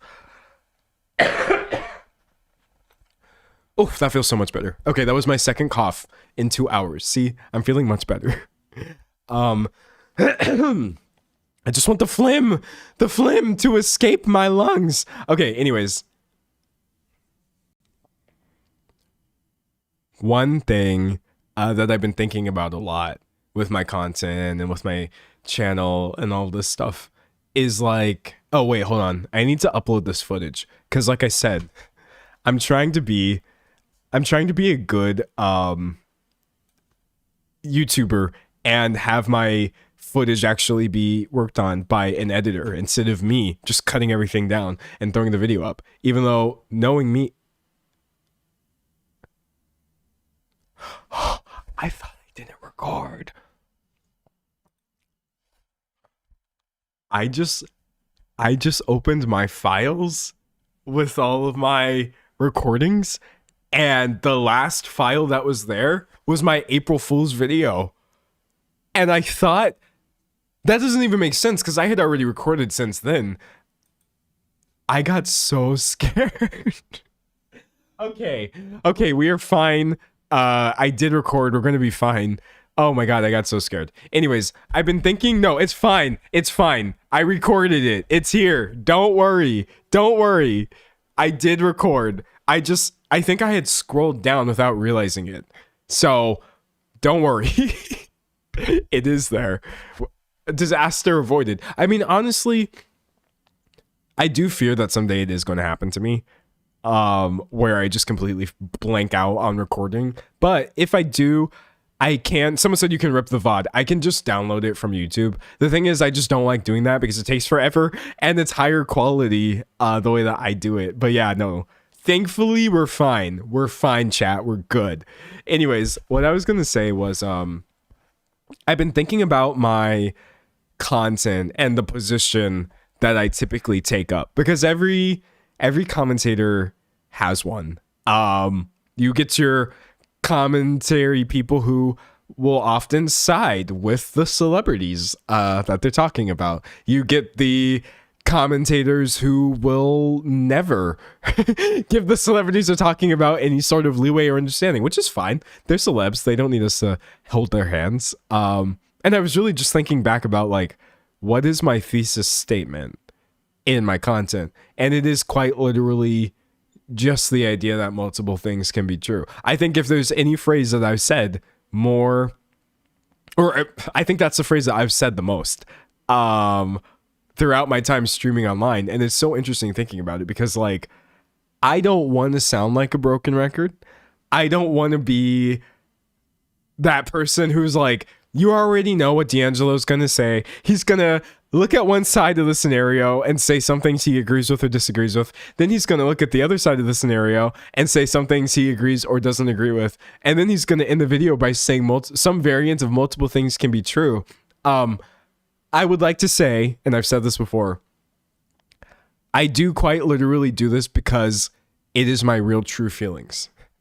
It's my real true feelings and opinions. It's not a content strategy.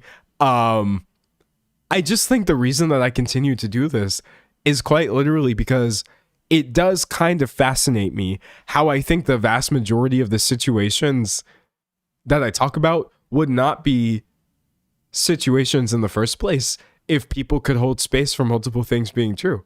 I don't think I would even have like content in the traditional sense. I honestly feel like I'm in the niche right now that I'm quite enjoying because I like looking at scenarios like this where a bunch of people feel strongly one way or maybe people feel strongly the other way and trying to understand why. I feel like in general, as much as I like complain about people online or whatever, no one is like as unreasonable as they're commonly painted to be online. I think most people actually, like, with the exception of you being some sort of bigot or whatever, most people do have a kind of reason for their outlook or their opinion.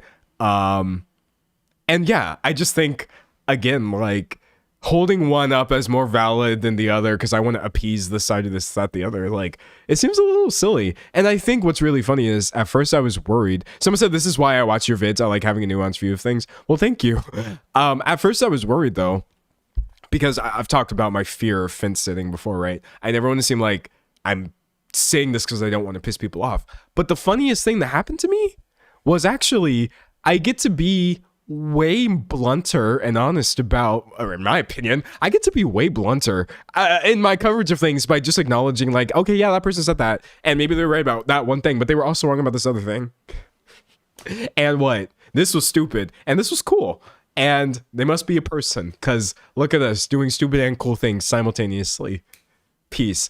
Like, I literally feel like I have finally dropped the pretense and I don't actually have to worry about like pissing people off or like, oh, I have to, you know, shape the story in a certain way. Not like I was misleading people with my prior content or whatever, but I am just so deeply aware or trying to remain aware of like, there are narratives that you can't play into online, but it's so much more fun to just talk about all of them. Take the good and throw out the bad, and whoever you piss off along the way, womp womp. It is what it is. Someone said, I like your realness. Yeah, no, it's fun to me. I'm having fun. Someone said you're not giving offense to there. I would certainly hope not. I've grown a lot with my content. I've changed a lot, and I don't want to seem like some wishy-washy dude over here. Okay. Chat, I have a topic, but this is not like a video. I don't have an outline for this. It's just something I've been thinking about a lot. And this is definitely a case of multiple things being true. But also, this is a case of me not feeling like I'm a good person to talk about this at all. But I'm going to go ahead and talk about it anyway. Because I feel like if I could get away with this anywhere, it would be like here. Can we talk a little bit about the baby doll aesthetic discourse that's happening? Because I have seen a lot of this talk online. Now, the reason that I say I am not a good like barometer for talking about this is like, I'm not a woman. I didn't, you know, grow up as a little girl or anything like that. I'm very much kind of on the outside of this, just trying to listen to what people are saying. So this is an article from like 2022, but it's getting bigger now than it ever has, where you see a lot of celebrities like playing into this baby doll aesthetic and then getting the same thing that always happens. Someone said Lolita.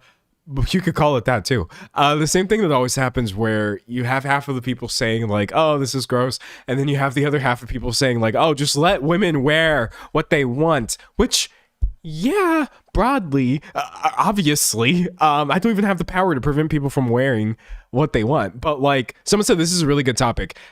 It's a good topic, but you're going to be really disappointed by my surface level commentary on it, unfortunately. I would say the number one person, I'm not going to get into this that much. The number one person who I see people talking about this with has been Sabrina Carpenter, which again, you have multiple things happening at once here where a lot of people say like, oh my God, just because she's short doesn't actually mean that she's trying to play into childlike fashion aesthetics or whatever. But like, Sabrina Carpenter does also purposely play into a Lolita aesthetic. I don't think that's wrong to say. I'm not discriminating against her because she's a shorty by saying that. Also, recently I saw it swing back into the forefront because Olivia Rodrigo, those are her new covers or whatever. She announced variant covers for her. How am I even going to find these, honestly? She announced variant covers. Oh, here we go. Target, I guess. For her new, or Target, Reddit, her new album. And you have the kind of same thing going on here where you have this aesthetic, which people were having a lot of talk about, of like the sheer sort of dresses and all of these things going on. And I just thought it was really interesting.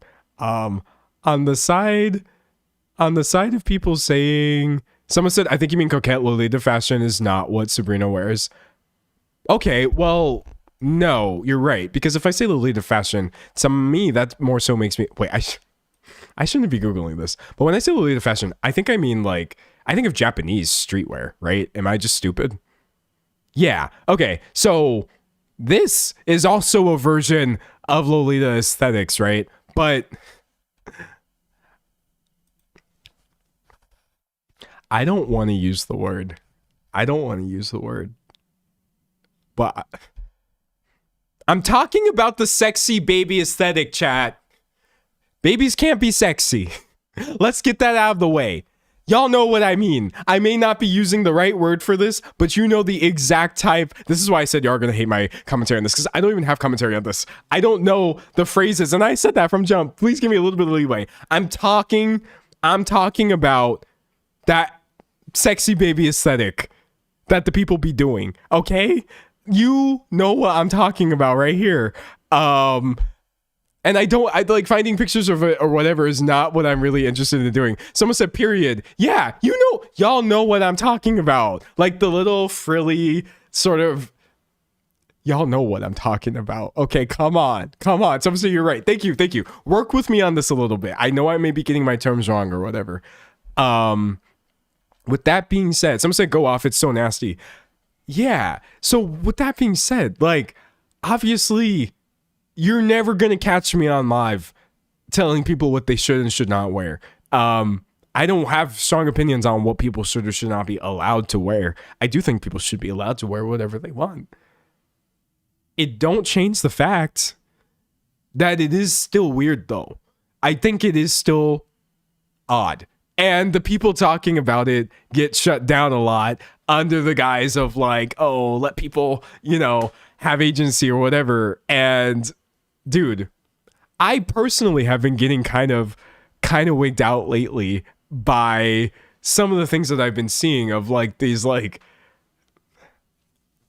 because what I don't understand is like, I'm going to say who is it for?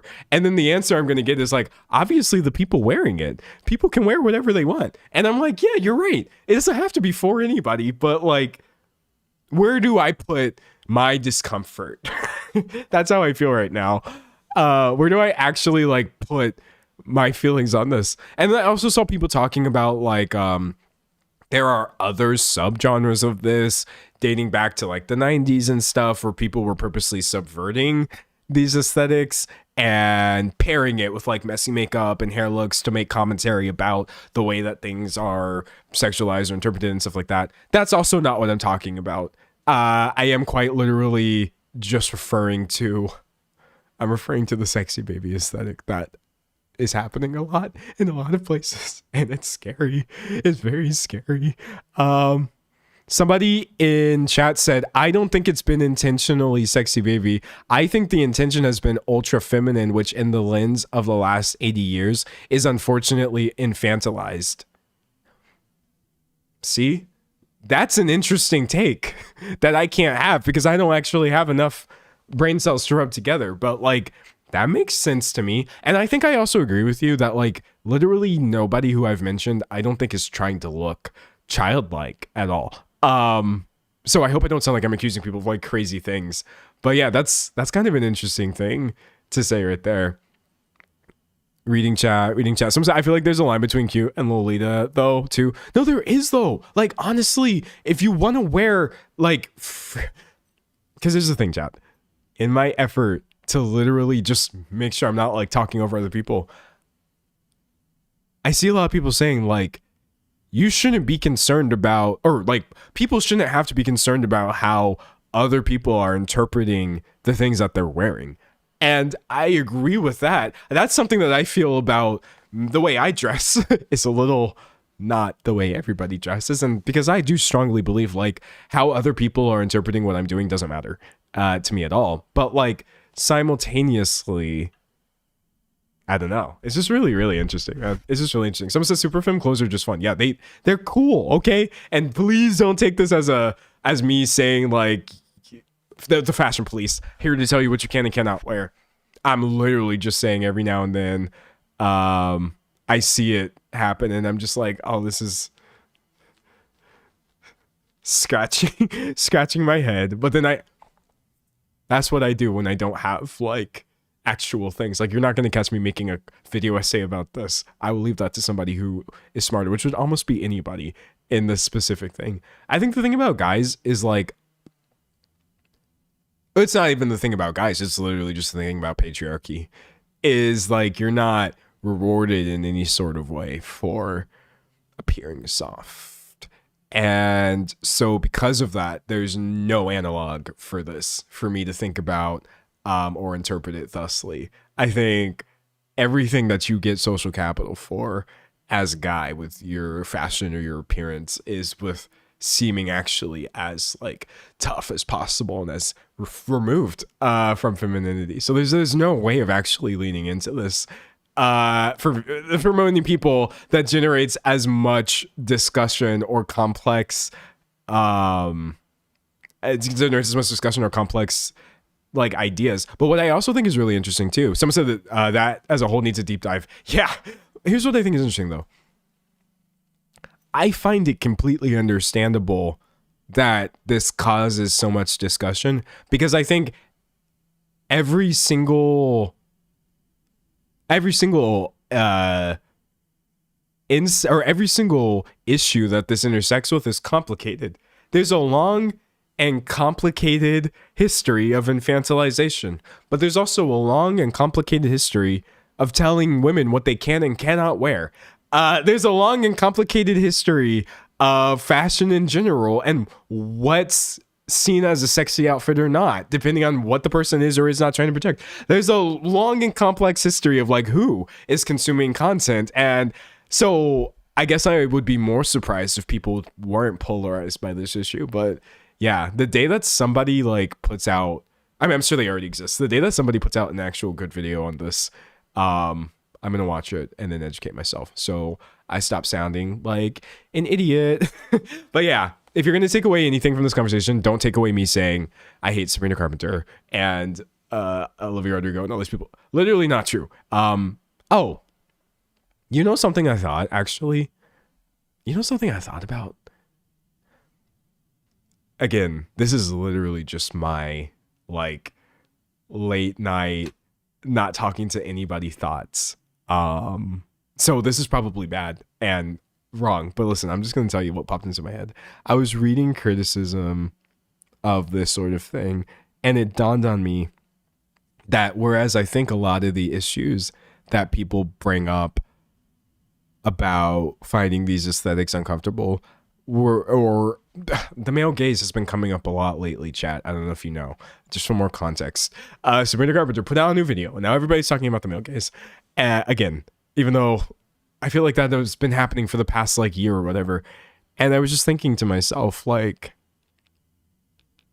I guess for me, it's still a little uncomfortable thinking about like how many or how much discourse and blowback is falling onto the people who at the end of the day are like the women involved. And now that's going to sound like I'm infantilizing people or saying like you should never be criticizing.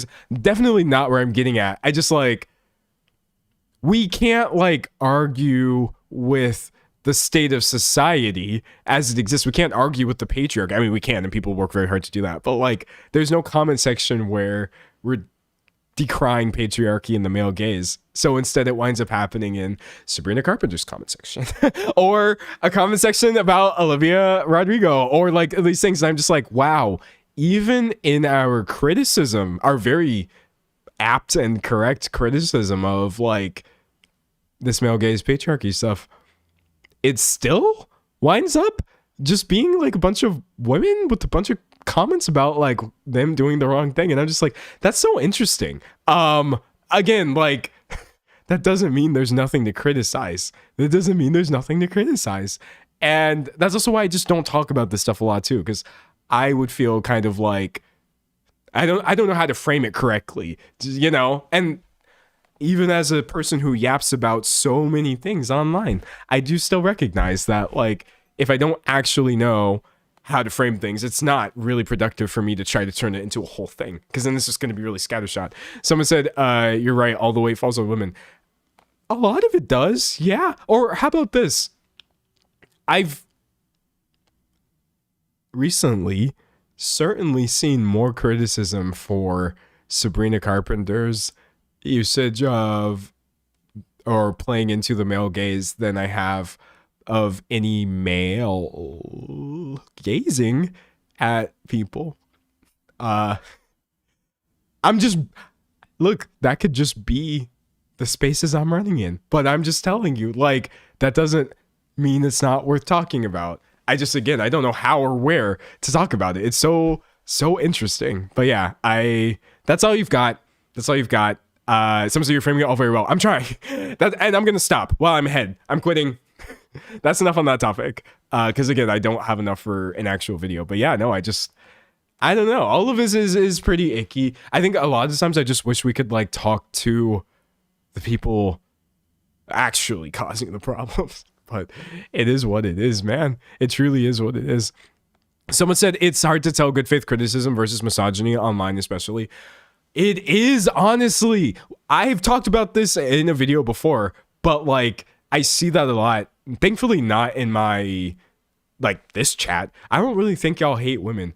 Or if you do, you're doing a good job hiding it, I guess. I don't get woman hate vibes in my chat, but unfortunately, when my content hits the algorithm, then I do get the woman hater vibes. Because sometimes I'd be seeing stuff in my comment section from people who I don't think are my general audience. And I'm just like, oh, you hate the people I'm talking about. You actually hate. Like, you literally hate the woman I'm talking about. And that's wild to me. That's not why I made this video. Like, it wasn't for you. But yeah, it gets really icky trying to ever criticize anything online where you're just like, who am I talking to right now? A bunch of people who want to have what they believe is an important conversation about certain societal things that they feel like are affecting them negatively. Or some dude or person who just hate women. Is really interesting. Someone said we are women. You are women. For those of you who don't know, you are a woman. Statistically. I think, what was it? Was it like 84% of my audience? No, it's 70 something percent of my audience currently is identified on their Google account as a woman. 76, something wildly high. I don't remember what it was, or maybe it was like 60 something. So yeah, I do think it helps on some level that I am largely talking to women. I would agree, like avoiding the woman hate of it all, but also, I be encountering, I've said this before, like woman dominated spaces that mostly are women that are also just misogynist as hell. Some nasty places. And like, this isn't me criticizing women. Women are not like an institution. They're not one thing. I'm just saying, like, even me having an audience that I see is majority women viewers, I'm still not thinking to myself, okay, well, I get a free pass. I don't have to think about the way that I'm framing things or whatever. No one said this. I'm just telling you some of my mindset. I'm never thinking to myself like, great, we have a lot of women watching, so I must not be a misogynist. Nope. Nope. Nope. Having a lot of women in one space is not actually a good barometer for whether or not misogyny may or may not be happening. So I still try to stay woke and be like, you really better think about what you're saying. You better think about it. Make sure that you're not playing into this nastiness, because y'all be wild online. Y'all be wild. And by y'all, I mean everybody. Everybody on the internet. Somebody said, yeah, women can also propagate misogyny. Yeah, that's the worst thing, is anybody can, right? Everybody can and does, unfortunately. But it is what it is. I enjoy my audience demographics. I don't want them to change. I don't. I really like things the way that they are. I don't even really know how things would work if my audience was different. Like if I was mostly talking to a bunch of guys and it was important to me to keep the interest of a bunch of guys as well. That would be I'm not gonna lie to you. And sorry to my 16% male viewership, but I think you'll know what I mean when I say that would be nightmarish. That would be scary. And I don't want that. So I'll take what I can get. Someone say, excuse me, I am the non-binary representative. Me too. Also, I think 4% of my audience is currently identified as non-binary on the Google account. But I'm not gonna lie to you though, chat. I think a lot more of my audience is non-binary than my demographics say, because what I think happened is a lot of people have not changed it in their Google account. Like my Google account says male, for example. But I'm also a man. But like I didn't set it as prefer not to say or like user specified or anything like that. So I always assume that no matter what sort of non-binary statistic you're seeing, it's probably a lot higher. Mine doesn't say NB, and yet here I am. NB as hell. That's what I got to say about that, honestly. Somebody said I'm closeted. Yeah, we also have a lot of people who are non-binary and just are not publicly identified that way at all for their own benefit or whatever. So, like, you never really know. You never really know just how LGBT things could really get. Let me tell you right now, it's a lot gayer out there than you realize. I mean, being non-binary doesn't mean you're gay, but listen, it's a lot gayer out there than y'all realize. Okay, it's a lot more LGBT up in here. And we already did the poll where I think like what 4 out of 5 people who answered that poll said that they were LGBT. It'd be wild. Someone said poll. We already did that. It was eye-opening. It's truly eye-opening. Someone said we all exactly. But no, like hi to my 16% men. Hey, hope y'all doing well. Thanks for watching. Someone said, why is gender? I would have to agree. Oh, okay. This is not related. Or no, this is related. I followed you guys' advice while I was sick, and I watched the Z-Way interview with Tiffany Pollard. Okay? Y'all told me to do this a while ago because I told you that I really like Z-Way's interviews. And I also happen to like Tiffany New York Pollard. She's very funny. For those of you who don't know, reality show or reality TV icon, right? But Tiffany New York Pollard said something in this video.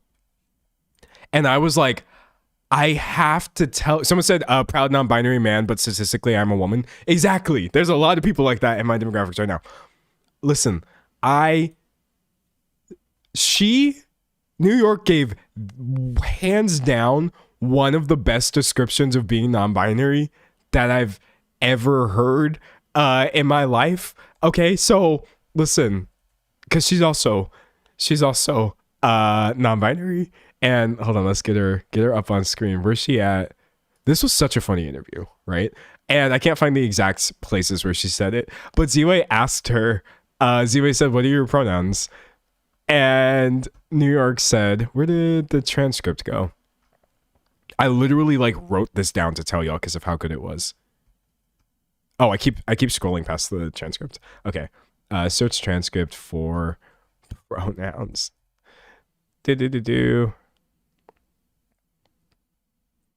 Right here, I guess. Okay, whatever. Okay. She said her pronouns are him, her, she, and who? And they. And like, I realized when she said that, I'm like, that's my second pronoun. I just use he and him. I don't happen to use they, but who? I also, if you want to know what my pronouns are, it's he and who. I don't think who is actually a pronoun. Who? Just who? Merriam-Webster. Merriam-Webster. And then again, I don't know. Oh, who is a pronoun? Okay.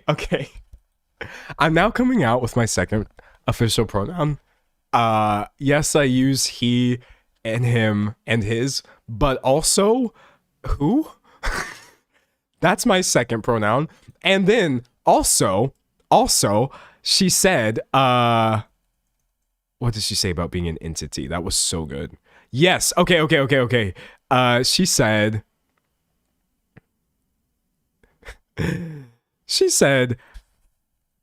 I feel like people should hate me because I'm an entity. I'm halfway human, halfway entity. When MC Hammer said, you can't touch this, he was talking about me. And I was like, for me personally, that's the non-binary experience. For me. I'm only talking about myself. Other people may experience this much differently than I do. But if I had to sum it up, it would very much be like, yeah, outwardly human, inwardly an entity. And when MC Hammer said, you can't touch this, he wrote that song about me. I was like, someone finally said it. Someone said based. I think that was pretty based. Hello, based department. That is how it feels. If you ever been confused or wondered what it was like in my brain on a day-to-day basis, half human, half entity, can't touch this. He and who. That's it. That's all I've got. Someone said, we forgot the meme of the day. Okay, hold on. I'm going to see if I can get one for you. Let me see. Photos.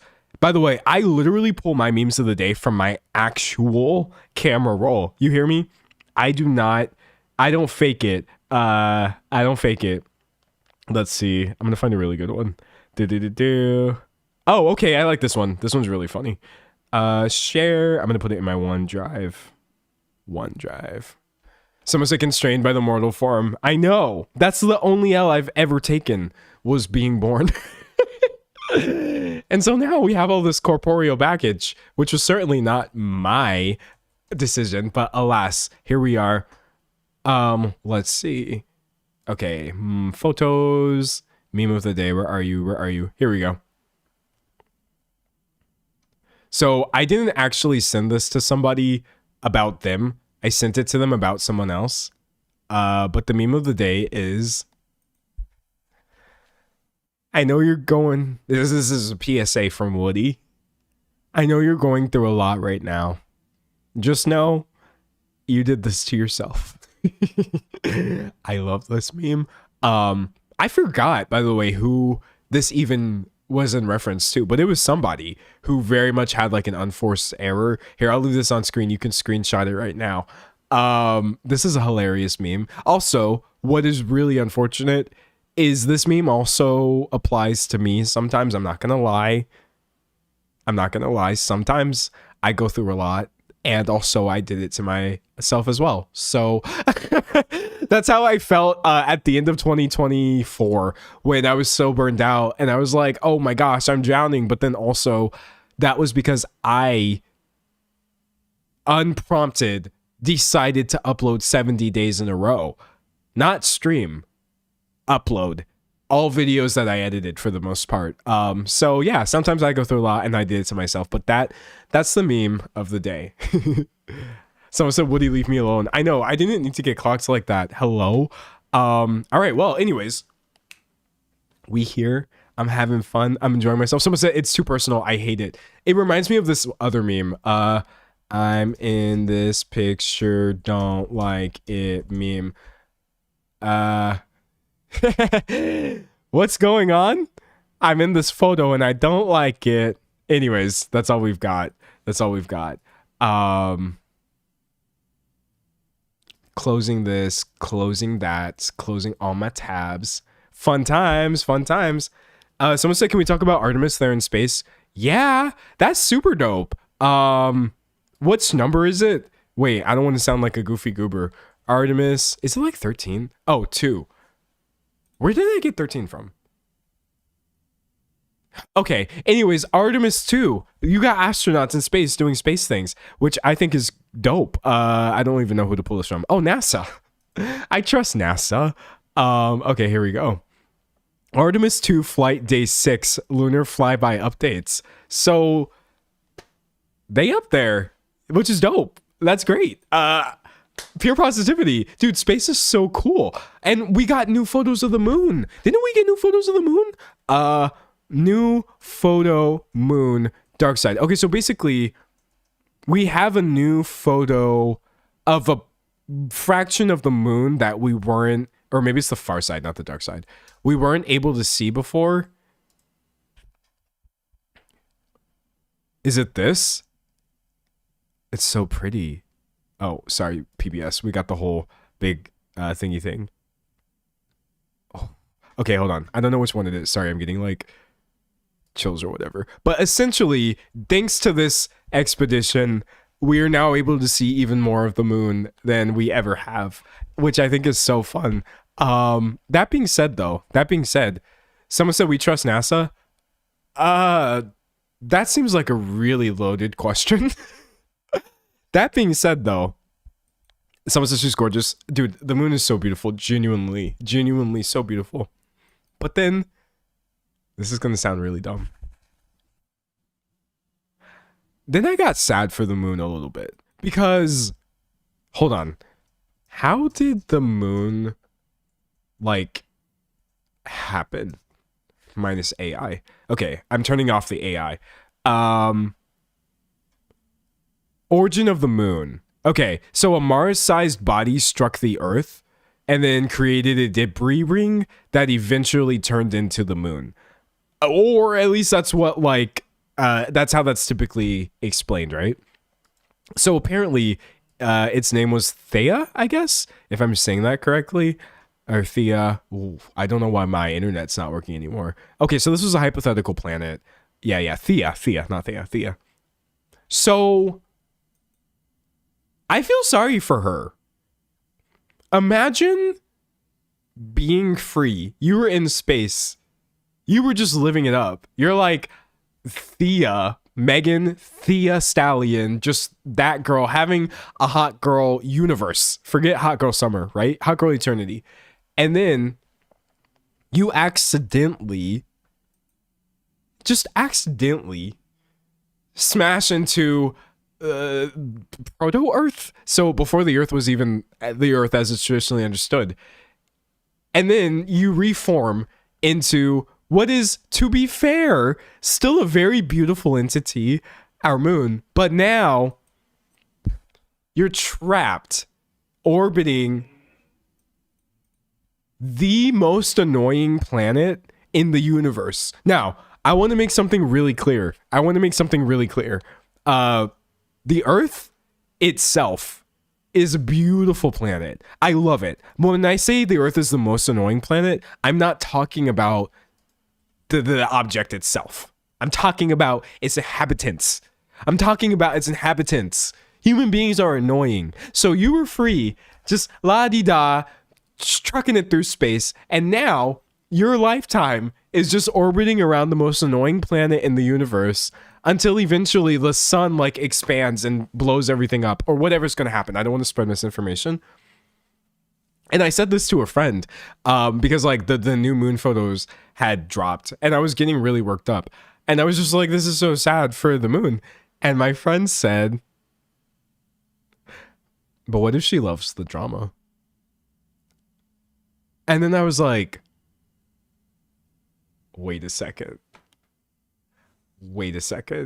So, to that end, I will say I'm not as sad as I was before, because now I actually think that my friend was onto something. The moon might just be messy as hell. That's what I think is actually happening. She up there orbiting the Earth, just looking down like, oh, what are they doing next? Not that empire falling. Y'all barely lasted. Like, I think the moon is probably laughing at us. And should. We deserve that. And I think the moon has the best, like, view of everything that's happening because she's not affected by it. So hopefully we leave the moon alone. Like, studying it and getting all these new photos is great. That's not what I'm talking about. But, like, these stupid ideas of trying to colonize it or whatever, I mean, just leave the moon alone. Let her laugh. Let her, that's how I feel. Somebody needs to judge us from on high. And I think that it's the moon. Someone said the moon loves trash TV. Literally, are we just like, is the Earth just Love Island for the moon, if you really think about it? And are we going to get voted off? When are we going to get voted off the island? Do you get voted off the island? I actually literally have never watched Love Island. Love Island, how does it work? Minus AI. I don't want the AI. Okay. Any islander who remains single is eliminated and dumped from the island. Islanders can also be eliminated via a public vote. Okay. So basically, species on Earth. Here's what I propose. I need like a list of species and stuff.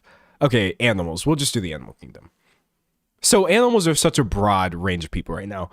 People, entities, beings, right? Oh, that's not what I wanted to do.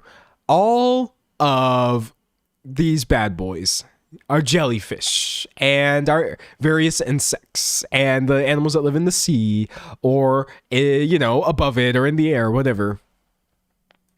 We are all just like competing on Love Island right now. And what I think needs to happen, or what has been happening, which is pretty awful, is we keep voting out the animals for some weird reason. I mean, humans are also animals, but like extinct animals. Okay, great. Look at all these extinct species. Who has gotten voted off of the island? We'll just do like prehistoric jawless fish, bro. We voted off juniors. Wait, what? Oh, we voted off Anglapsis? However you say that. We voted Ariapsis off the island years and years ago, millennia ago. I think humans need to be up for a vote, an elimination vote. That doesn't mean that we all die. We can go somewhere else. I'm not rooting for the end of the human race, okay? But like, I feel like we have done enough. We've had enough chances. We trashed the island. We didn't appreciate its natural beauty, clearly. And I think like we should just move on. So I'm waiting genuinely for someone to vote to eliminate us, oust us from the island. It's called getting dumped. I would like us to get dumped from this season because we're literally on season 2026, and that's not even counting the reboot. That's what people don't realize. Like,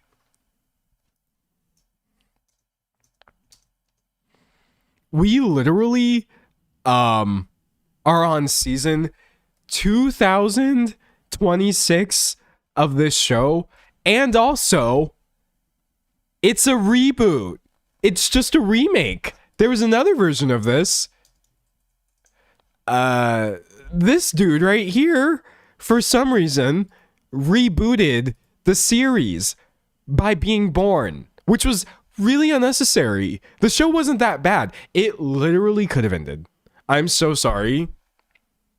I'm so sorry. It literally could have ended with the birth of Jesus. We could have just been like, okay, y'all had your whole chance. Early man, you evolved. You did your little, civilizations. It was cute or whatever. And then just stop at 0 BC. Move on. But instead of that, we're like, no, we're actually going to start this new thing called AD or ACE. And now that's just been going on for literally 2,000 years. And I'm tired. I'm tired. Someone said dry reruns. Yes, I'm tired of these. It's so played out. Please, for the love of God. Someone said happy Easter or something. Jesus was dumped for our sins. Why did we vote Jesus off the island? Chat, why did humans vote Jesus off of Love Island? That wasn't nice. I think he was one of my favorite contestants because all he really said was that we shouldn't judge each other and we should act in a way as if we'll be rewarded for it the next time we happen. And I don't think he was that off with the things he was saying personally. But alas, rest in peace, Jesus. Oh, I mean, he's back, I guess. But sorry you died that one time, is what it is. But you know what's funny?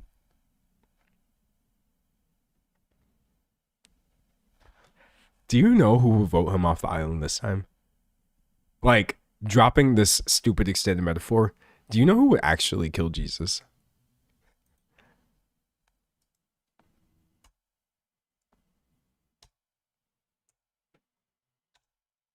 I'm not gonna lie. I'm not gonna lie. If I just think of all the entities in the world who are most likely to crucify Jesus Christ based off of his message, but anyways, for my audio listeners, I have pictures of manga on screen. That's all I gotta say about that. That's all I've got to say. Leave bro alone. Leave him out of this for real, for real. Someone said they would eat him. They would eat him. Yeah. No, it would not. It would not be good. It wouldn't be good for any of us. Someone said second stream, I watch you go on a Jesus tangent. Jesus is always there. That's the thing. Bro, Jesus is my homie, to be honest. He's always like on the periphery of anything I'm talking about. You're talking about Love Island? You could trace it back to Jesus some kind of way. But look, it's not my fault that y'all literally reset. You hit the reset clock based off of one human being's birth. One person was born, and we're like, we're gonna change the whole dates over. It's crazy. But yeah, I like Jesus. He's cute. I really like him, honestly. I'm sorry. I've said it before. I said it last stream, and I'll say it again. He was cute or whatever. So I love Jesus for real. Bro, for real. Pretty much unproblematic. I'm trying to think. He was literally unproblematic. Yeah, he did not do anything wrong. he didn't do nothing. Someone said, what would Jesus do? What would Jesus do? Here, I'll show you what Jesus would do.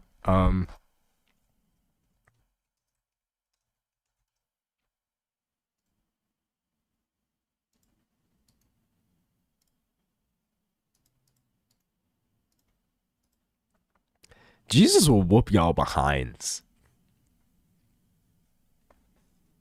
I've said it before, and I've said it again. I said it before, I'll say it again. What would Jesus do with the state of the way the world is and the things that people are saying in the name of Christianity, in the name of his father? Jesus will grab the nearest instrument of destruction and start going sicko mode. Honestly, that's what Jesus would do. He would be violent. And he would be right to do so, but that's just my opinion. I'm not basing this. I'm not like, this is not a headcanon. I'm basing this off of what actually happened historically. Jesus would have a fit. He would go postal, truly. And it would be nice to see. But alas, what can you do? So when Jesus comes back or whatever, I'm snitching. Me too. I'm gonna be like, it was them over there. It was them voting against people's rights. Mm-hmm. No, I saw them posting about that on Facebook. Yep. Take them first. Anyways, that's all I've got to say about Jesus today. Notice how it's only ever nice things. It's only ever nice things. I don't know. Like, he seemed like a pretty decent guy. I have a lot of criticism for a lot of like historical figures. I really don't rock with them or the things that they were saying or doing. But like, you know, it is what it is. Oh, you know something I found out recently? Also, y'all are gonna be like, this is such old news, D'Angelo, or whatever. Leave me alone. I only just found this out. Winston Churchill was racist as hell? I didn't know that. I had no way of knowing that because that's not how anybody ever talks about him. This is an example of like me looking up to a historical figure, even though I never looked up to him. I don't care. And then finding out that actually I really would not have rocked with this person at all, right? He's like constantly quoted because of his like, I don't know, whatever the thing is that he did. Sorry, I'm not a history major.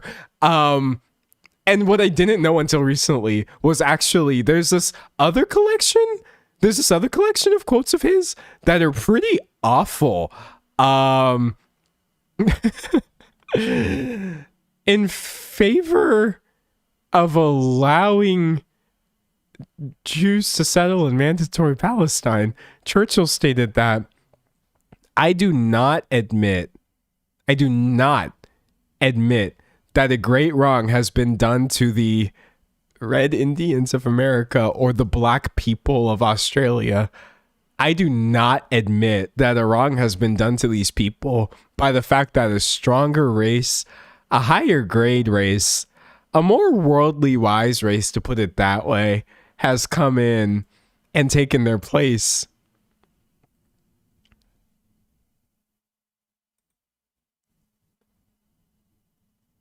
Girl, you said what? What? What? That dude, I swear to God, don't even try to tell me about it being a different time.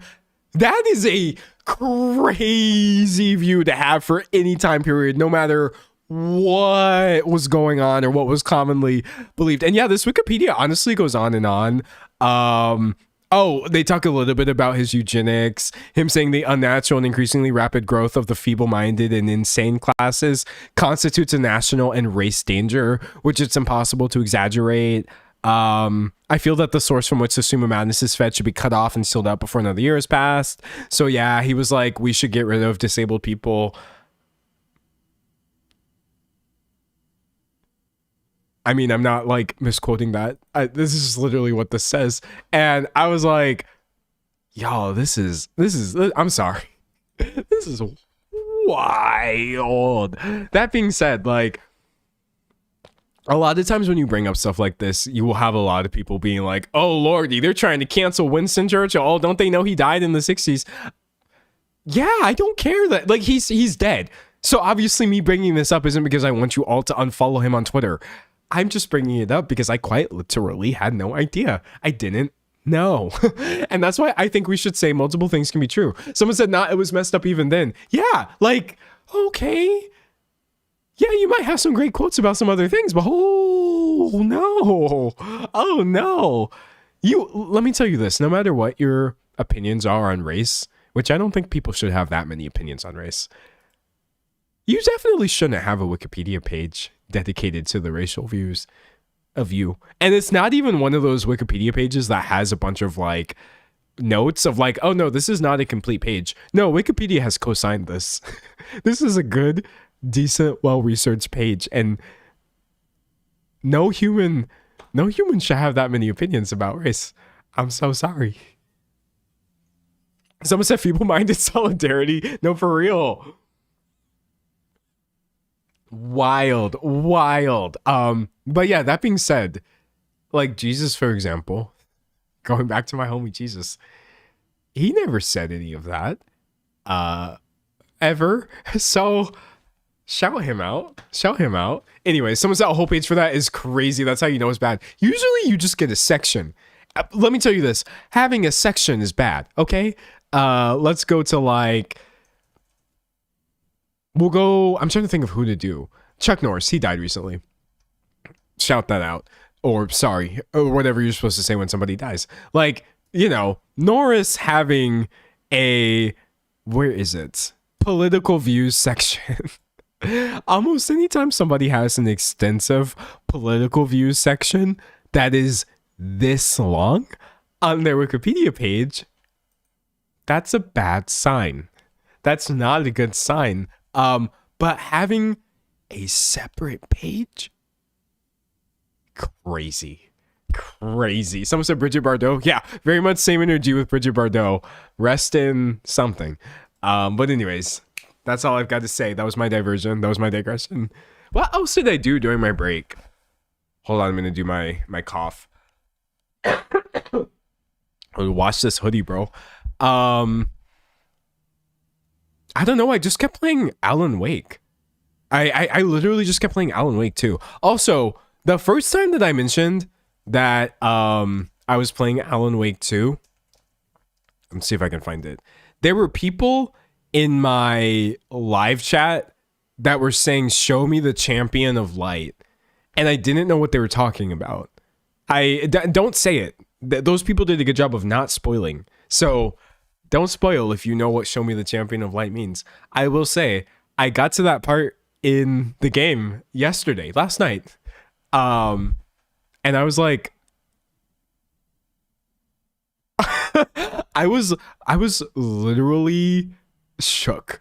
I was like, I can't believe this is here in this game. And I had no idea. It was amazing. It was genuinely amazing. Someone said I worked on Alan Wake 2. Well, you did great. Everybody did great. I really, really have enjoyed my time playing that game. So fantastic job to all the developers or people involved in any way. It was fantastic.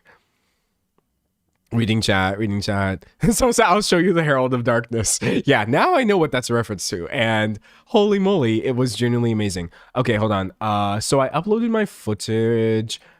Did I upload my footage? I think I uploaded my footage. What order is this footage supposed to be in? I'm confused. I'm confounded. I'm confuzzled. Okay, this is for today. Let me just rename it. What was today's topic? Me already forgetting. Zara Larsson versus... Okay, great. The sad thing about working with other people is that you then have to be an organized person, which I typically am not. So like when I do my own projects, I never actually have to rename anything. Hold on.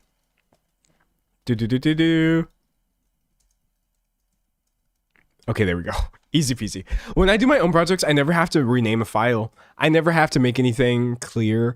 I never have to do a good job of explaining anything. But when I'm working with editors or people like that, I have to actually say, oh yeah, that 2-hour video is this other thing. And it makes me cry. Someone said, I thought we moved on from Zara. We did. I was just moving my footage into the right folder. That way it can be edited for a video for you all later. Yeah, no, I'm not going back into it. Reading chat. Someone said I was broken up with, but I found a rebound. You were broken up with, but you found a rebound? Oh no. Okay, that being said, you do bring me to my next point. I brought this up last time. We didn't have time to do it last time because I was ranting about a bunch of other things. But y'all do know about my monthly BS topics. I want to talk about them. Hold on. Let me see if I can pull them up. Dear. They should have new ones, if I remember correctly. Okay, here we go. Oh, snap. Look at that. Slate magazine, who I don't endorse. Wait, let me close all of these files. Why do I have so many files open? Okay, so we have Artemis 2, astronauts up in space. We have new photos of the moon. We have the origin of the moon and a photo of the Earth. We have Love Island and just the animal kingdom. We have a list of prehistoric jawless fish. We have what year is it? We have a photo of Jesusing it up. We have Jesus being violent, just getting lit in the temple. We have the racial views of Winston Churchill. We just have a photo of Winston Churchill on his Wikipedia page. And, oh, don't look at that. That's spoilers. We have Alan Wake 2 stuff. When I tell you that nobody's streams get as lit as mine, topic-wise. Nobody's streams. Listen, I'm so sorry. Other people's streams are flashier. They have, like, they have sound effects, and you can subscribe, and pay and do all these cool things. I know that other people's streams seem more lit on the outside, but we literally just be talking about whatever on the stream and I live for it. But look, I googled Slate Dear Prudence. And look what came up. Oh, what's that say right there? Hold on, what that said? Dear D'Angelo, it's still... Oh, someone said Tiffany Pollard. Yeah, we also talked about Tiffany Pollard. It's still left over from when I renamed it to the Dear D'Angelo advice column, where D'Angelo gives advice about relationships. So listen, it's been over a month. Since we did this. Someone said, you're like one of 2 streamers I watch. Well, don't watch too many, and then you're going to see how boring my streams are. So we still here. We still back. Dear D'Angelo, there should be more. Wait, join Slate Plus. I did. Hold on. I can't use this because I'm not signed in. Hold on. Account, personal information. No, I am signed in. Linked accounts. Why would I link my Apple account to this website? That's the dumbest thing I've ever heard in my entire life. Slate Plus. I swear to God, I already did this last time. You must have an account. Hold on, chat. I'm getting Oh no, wait. Okay, no, wait. Never mind. I'm dumb. Sorry. I was messing up. This is apparently if I want to get even more questions, which I don't want to do. So we can see the normal ones with my account. We can see the normal ones. So we're not doing all of these. We're probably only going to do 3. If that. We have my fiance reconnected with her useless mother. Useless mother. Now she has some new ideas about what our life should look like. I don't know about that. Help, I'm making a big change in my love life. Being honest about my past could sabotage it. Oh, nah, we're going to do this one.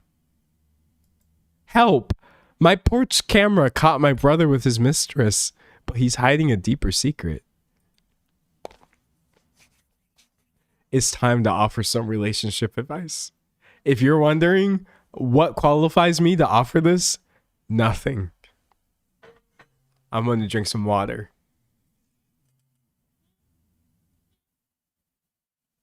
All right.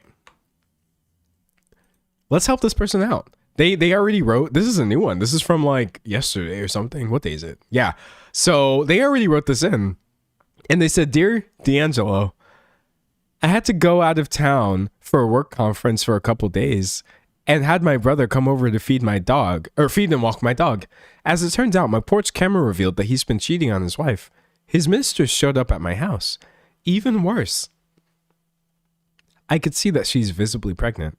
As if that wasn't bad enough, my sister-in-law is weeks away from giving birth to their first child. What the hell do I do? Signed, my brother's a bigger dog than my actual one.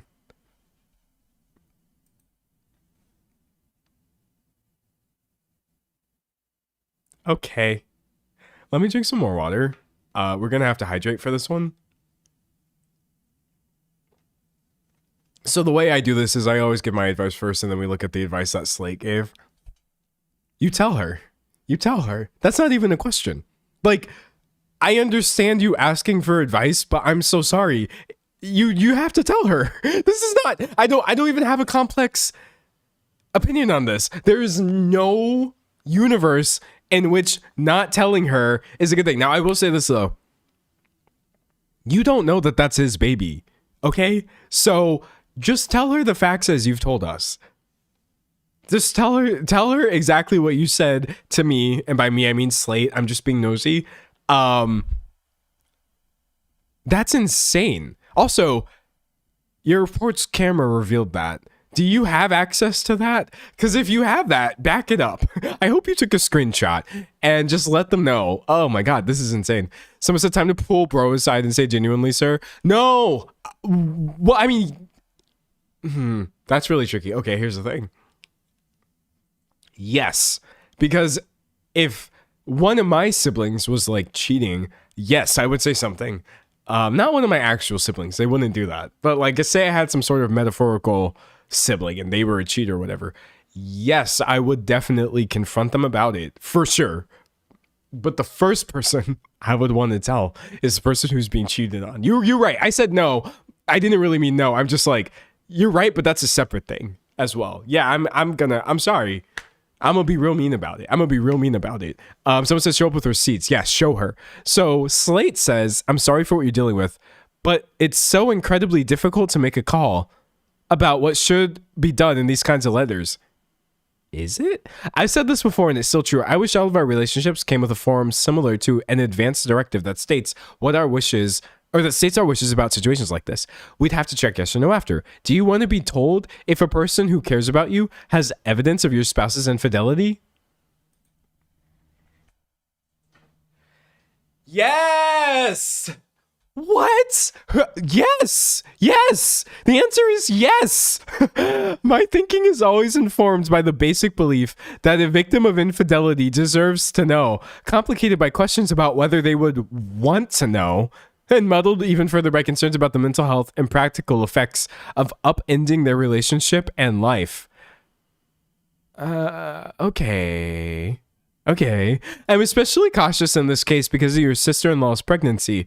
This cuts both ways because she's in a vulnerable position, but also because the sexually transmitted infections that are at risk anytime a partner is unfaithful could represent a more serious threat to her and the baby at this time.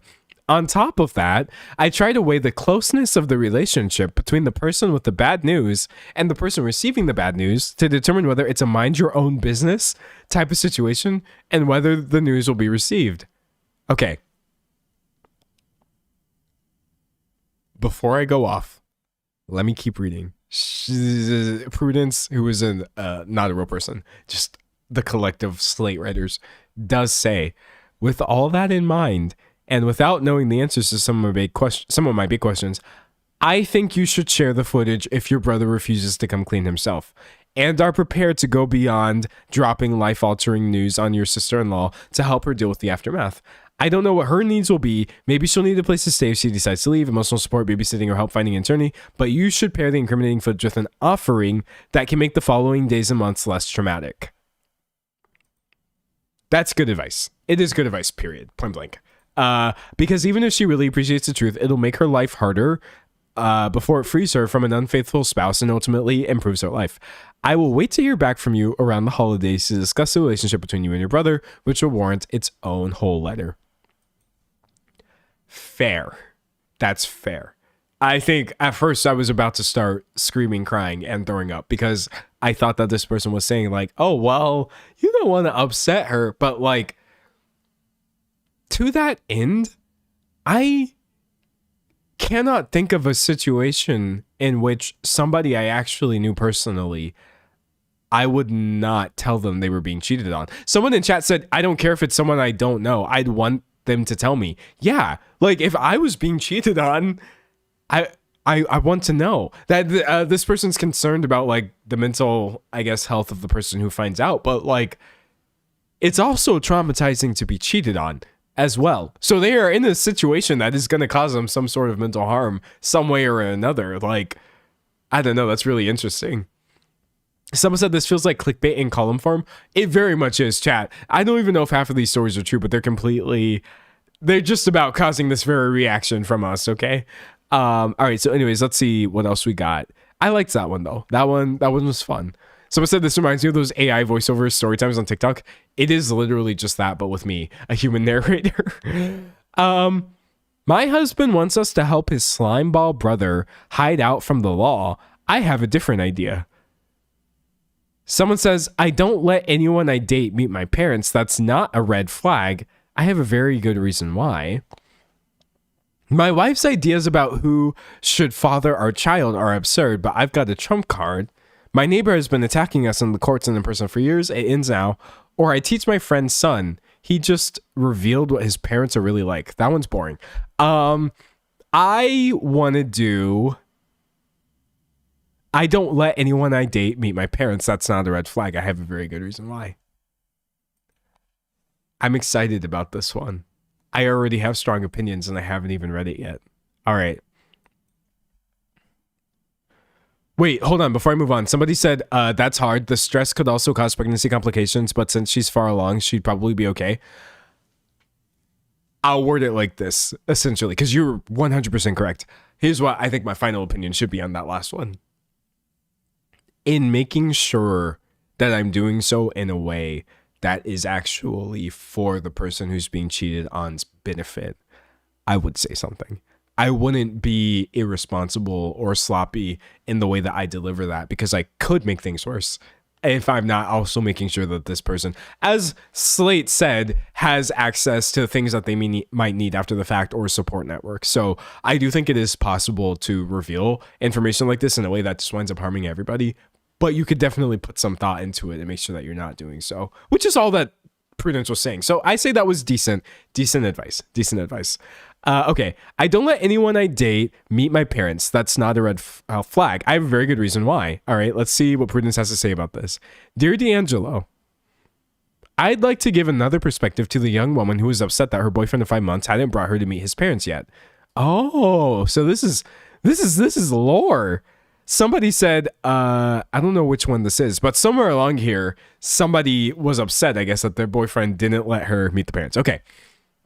This person says, my parents are, put nicely, extremely difficult people. My father can't be left alone in a room with a woman without making sexually inappropriate comments, or a man without doing some sort of grotesque masculine posturing. Ew. My stepmom is always in a pyramid scheme. My stepdad is nice, but always drunk. And my mom is just a mean person. So you got 4 bad parents? I'm so sorry. I mean, they said their stepdad's nice, but always drunk. Not bigoted about their mom, but just interpersonally really mean. I forget this sometimes because I'm used to her, but once we were in high school, my brother brought a girl home, and it was 15 minutes before she was crying on the patio because of something my mother said. We never saw the girl again. So we don't bring people home. My brother and I have only ever introduced partners to family when convinced we had a long-term future together. Some of those relationships ended, one of them in part because my mom refused to cook anything for my brother's partner who had food allergies that she could actually eat. If he's bringing his fiance to our dad's, he always warns one of us so we can be there. Yeah. I mean, that's just so icky to have to do. So they're never left alone together. If my sister has ever had a romantic partner, I don't know, despite us being very close because she keeps her family life and personal life extremely separate. I don't know what she tells her partners, but it must be some version of what I tell mine. I like you, and I don't want you to have to deal with those awful people that I feel obligated to. I know this is a deal breaker for people, but if you're ever in this situation, know you're likely being spared a mother-in-law from hell. This might not help that letter writer, but I hope it helps people in similar positions, because sometimes it's not as clean as just cutting family members off when they're like this. Sometimes you have to do harm reduction in other ways. It does not mean you are less loved. It means you're loved enough to be protected.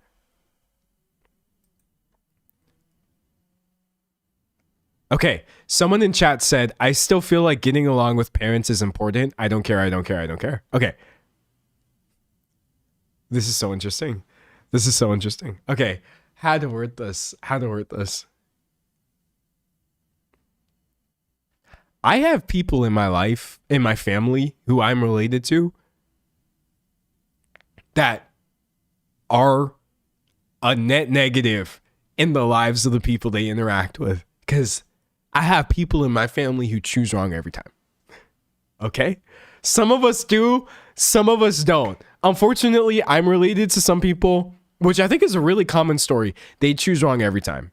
When presented a choice between doing right and doing wrong, I already know what this family member is going to do. It's going to be the wrong thing. It's going to be nasty. It's going to cause problems. It's going to cause harm. And so if I said to a partner, hey, actually, I really don't want you to meet my family or this part of my family, because I love my family. I love my family so much, actually. But like, I'm talking about specific family members.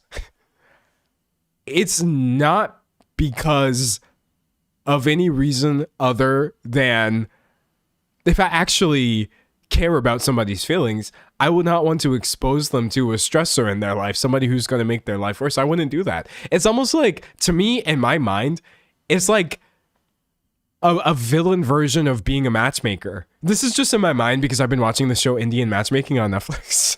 But like, then that show, you have this character, she's a real person. You have this person, Seema, who like does matchmaking for various like Indian families, and her job is to try to set people up in happy relationships. And she does seemingly a fairly decent job at it, or her best anyway, right? I feel like if I'm introducing people to those members of my family, I'm doing like negative matchmaking from hell, where I'm like, here, you meet this person meet you, and I know darn well I just introduced them to somebody who's going to cause problems in their life.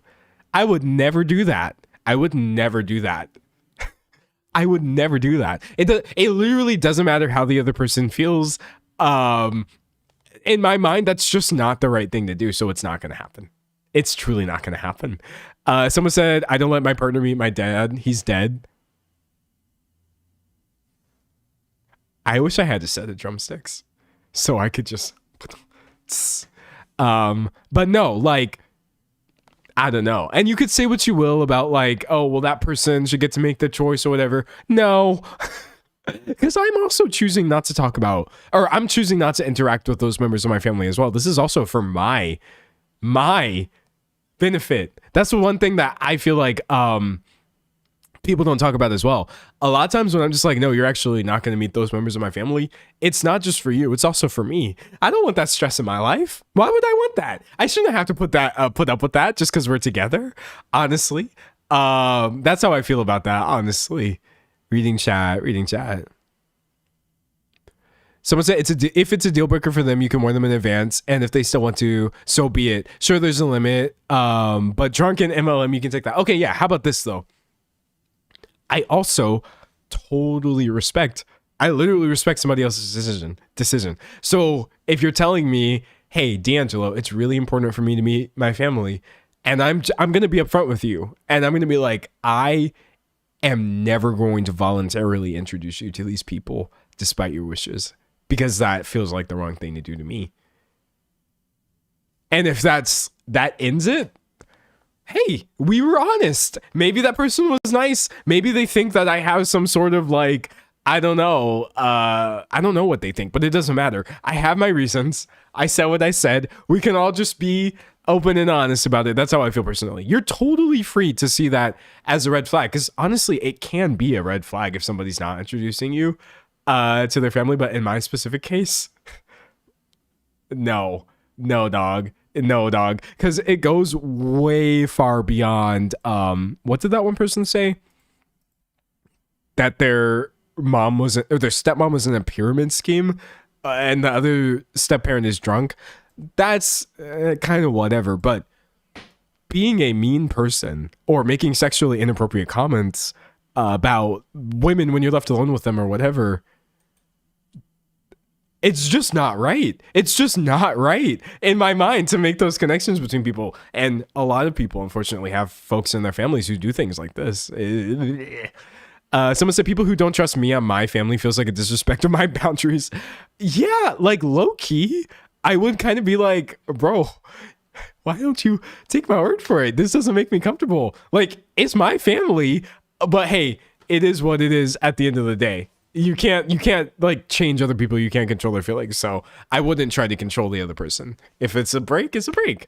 Someone said, as a trans man in a T4T relationship, so in a relationship with another trans person, I would never expose my husband to my family's hate-filled conversation. Instant no. Yeah. Oh, that's the other thing too. What if your partner is literally like, that could be a target of bigotry in some way, and you know your family has bigots in it? Unfortunately, that's a pretty common thing too. So yeah, it's a no for me, dog. It's a no for me, dog. Reading chat. Someone said it's bad enough with being with family members that would be fake nice when my partner was around, and then horrible minutes later. Yeah, no, dog. It's a no, dog. Someone said boundaries with partners and families. Yeah, so that's my advice, or this isn't advice. This person is just speaking up, and I agree with them. Let's see what Prudence has to say. Oh, the only thing that Prudence said was, oh my God, not that you asked, but I give you permission to leave the country for the holidays this year if you want to. These people sound terrible. That was Prudence's only advice. Okay, that was a W. That was the second W. Both of these all of this advice thus far, both instances, have actually been pretty good. All right, let's go. Reading chat. Someone said, one of the reasons why I'm glad that I'm acing on the ARO spectrum, I don't have to deal with stuff like this. Yeah, if you're someone who doesn't even want to be in relationships with other people, you are spared a lot of how to word this nicely, complications that may arise in relationships. I mean, and that's not to say that all ace and ARO people aren't in relationships, right? Some of them can be, but listen. It's not just because I'm ace spec when I say being single is underrated. I'm sorry, being single is underrated as hell. Actually, I'm not going to go so far as to say being in a relationship is overrated. But I think people's idealized version of what it means to be in a relationship is completely overrated. It is. People's idea of like a relationship is going to fix your problems or make you happier, I think that that's overrated. Point blank period. The idea of being happier because you're with somebody, horrifically overrated. And I think being by yourself, not by yourself, but like just single, you don't have to be alone just because you're not in a relationship. That is so like wildly underrated for some reason. I don't know why more people are not okay with that. I will literally never understand why more people are not okay with that. Dealing with feelings of loneliness, I'm not trying to like talk over those people. That's a different thing. But what I think people don't realize, I personally believe you could solve all of your problems, or not all of your problems. You could solve all of your loneliness needs without ever actually entering a relationship with anybody. Or not like a romantic relationship as it's traditionally understood. That's a deeply unpopular opinion. You could just take a look around at the world and see that most people don't think that that's true, but it is what it is. Sometimes I have people in my life who are single and they feel as though they are missing something. And I'm just like, but is you? Are you?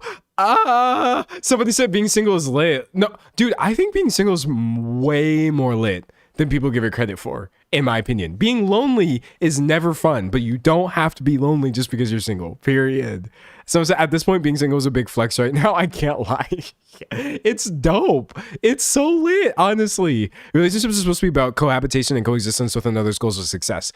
And if that's what it is, then of course that can bring happiness and positivity to your life. But I think a lot of cases is like, that's not what it is. And that's not how it's working out for people. But hey, that's just my 2 cents. All right, moving on to my last one. We'll do one more. Let's see. I'm newly married. What my single friend expects me to continue doing with her is pathetic. What? I'm going to do it. Screw it. Help. I'm newly married. What my single friend expects me to continue doing with her is pathetic. I need her to get off my back. Dear D'Angelo. Wait, is this long? Oh. Okay. Oh no. Okay, hold on. I'm going to try to keep this interesting. Dear D'Angelo, I'm a 30-year-old newlywed living in the state where I neither grew up nor went to college. Okay, thus most but not all of my friends in the city are couple friends, where my husband knew the man from the college days in the area. I have 2 of my quote-unquote my own close friends here who I met 5 years ago when I was very single. One of them is coupled up, and we mostly now go on double dates. Okay, the other friend, who we can call Kylie, age 34, shout out Kylie, is single and watching all her friends pair off. She tells me she's unhappy about this. Oh my God, we were just talking about this. Okay, this is apt. She tells me she's unhappy about this, not because she wishes to be coupled up, but because her friends have less time for her. Ever since I got married less than a year ago, Kylie has been emotionally suffocating me. She invites me out to the city multiple weeknights per week to get a dinner / a networking event for our shared profession / a play / a concert / a sporting event / happy hour. I pretty much always decline though, because though I work in the city, I moved to the suburbs and don't want to go back to the city after I go home to walk the dog. Okay. So far, this doesn't sound like emotional suffocation, but let's keep going. It kind of just sounds like Kylie's inviting you to go to places, even though you're in a relationship. She's trying not to exclude you, but okay, let's just keep going. It's not feasible for me to just stay in the city to meet up with her, as my hours are 8 a.m. to 4 p.m. and her workday ends at 6 p.m. or later. Also, after work, I like to hang out with my husband and dog and not go out unless it's a special occasion, which is valid. She does not like, oh, here we go, that I've been declining all the time and told me that, quote unquote, I have to get a life. Okay. And Kylie says that she never sees me, even though we hang out 1 to 2 weekend days a month. She gets upset if I go out with our couple friends. Oh, no, it's getting bad.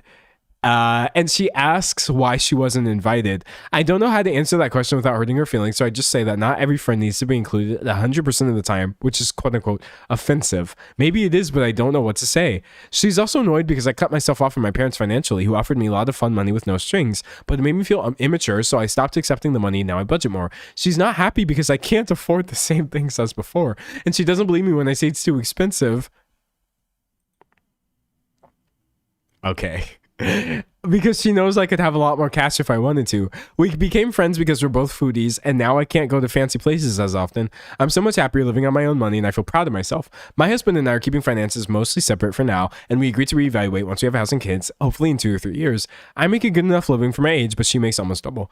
Kylie's a very loyal friend and would never intentionally hurt anyone, but sometimes I want to say, actually, I do have a life. I have a husband, a dog, I work out, I see friends on the weekends, and I'm very active in my house of worship, hang out with my local in-laws, travel internationally 1 to 2 times a year, and travel domestically to visit my family and childhood best friends 3 to 4 times a year.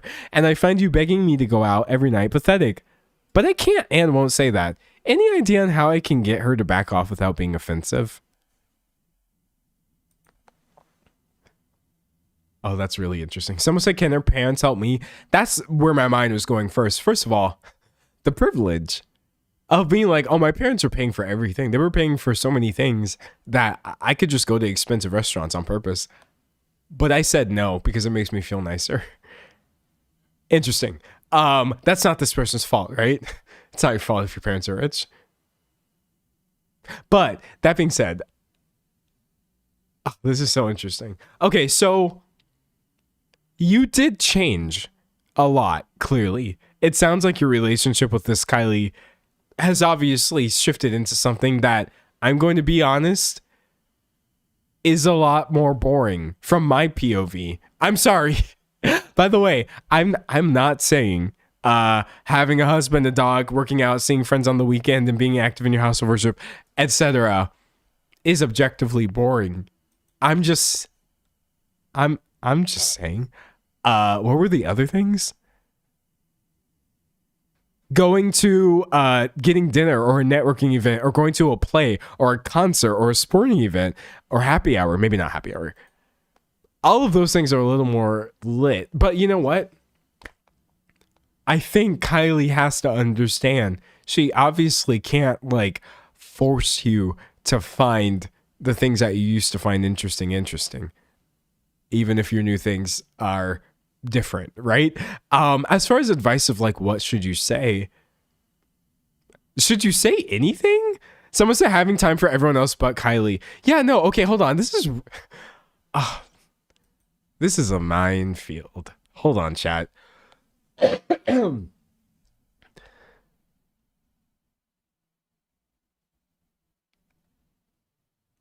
Where was the part where she said she hangs out with her friends? She gets upset if I go out with our couple friends. But how often do you do that? And asks why she wasn't invited. I don't know how to answer that question without hurting her feelings.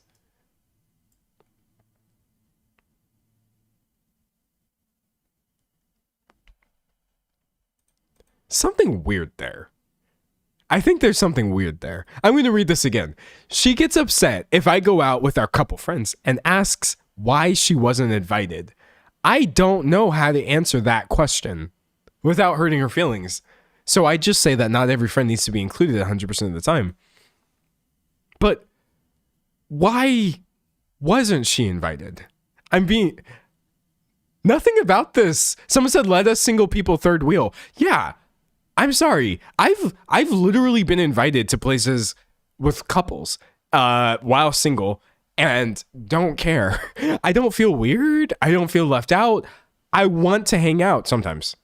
Not often. But when I do want to hang out, I don't understand this. And then the thing is too, relationship statuses change. So just because I happen to have couple friends doesn't mean they're going to be a couple forever. My friends right now, some of them are coupled off and some of them are not. And that could change in the future, but I would never be switching up my guest list based on who is not in a relationship just because I'm married, I guess. And then also someone said Kylie needs to get over herself. I mean, maybe she does. I do think the framing of what my friend expects me to continue doing with her is pathetic is a little wild, when at most she's just kind of saying well, you're not inviting me to the things that you are doing, and you're also not doing the things that we were doing. Someone said the friendship is over. The OP doesn't like Kylie. Chat, that's where I'm leaning. I don't think that this is a productive relationship for either of you. I don't understand I don't understand what either person wants in this scenario. Reading chat. Someone said, what's wrong with singles hanging out with couples? Definitely nothing. Someone said, it sounds to me like she's slowly pushing Kylie out of her life. It does kind of sound like that, and like she's not happy about that. And maybe you should just be more upfront and say, I don't want to hang out with you at all.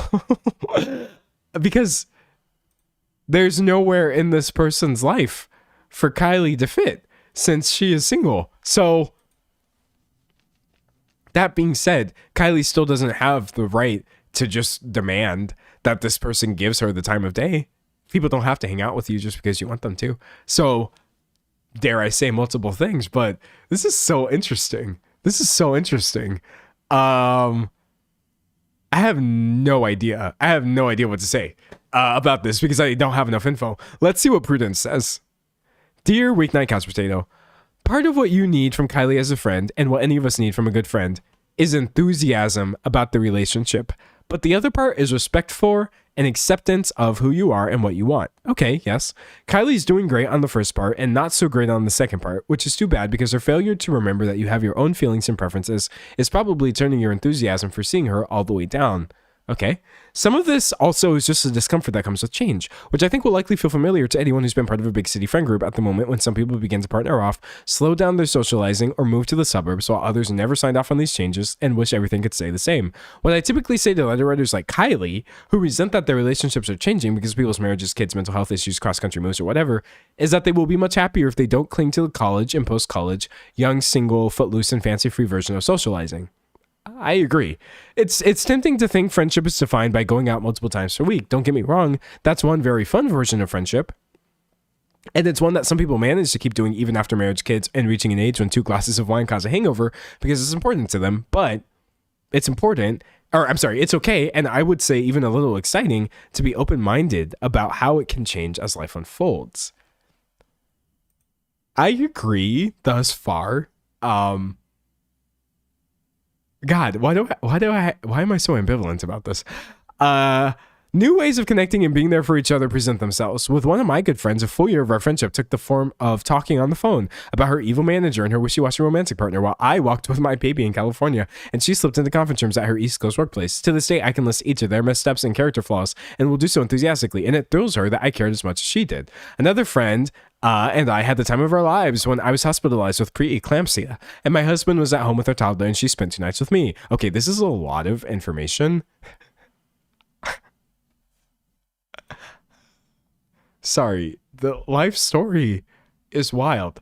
And I know I'm pulling a poor attention span by skipping all of this, but I'm gonna go ahead back to Kylie. I wish Kylie could see possibilities like these in her future with you, instead of haranguing you about abandoning your dog and your bedtime to make her idea of a good night happen. I think she deserves some understanding. Okay, things changed in a way that was out of her control, and while you have a different life with your husband or dog, she has the same life as before, but without you by her side all the time. That's hard. So I'm sure you'd be willing to offer something to make her current lifestyle, to make sure her current lifestyle is on her too, like a standing monthly date where she can count on you to trek back into the city, combined with a regular invitation to brunch where you live, supplemented by regular texting. That's a way, or there's a way to adjust and compromise, but you can't force her to do that. It sounds like she might not have the desire or personality to make a shift to a relationship that is responsive to both of your needs. The right words won't change her mindset, which unfortunately seems to be pretty selfish and stubborn. If she keeps insisting on herself and shaming you for explaining your perspective, it may be that this friendship isn't strong enough to grow and change along with you.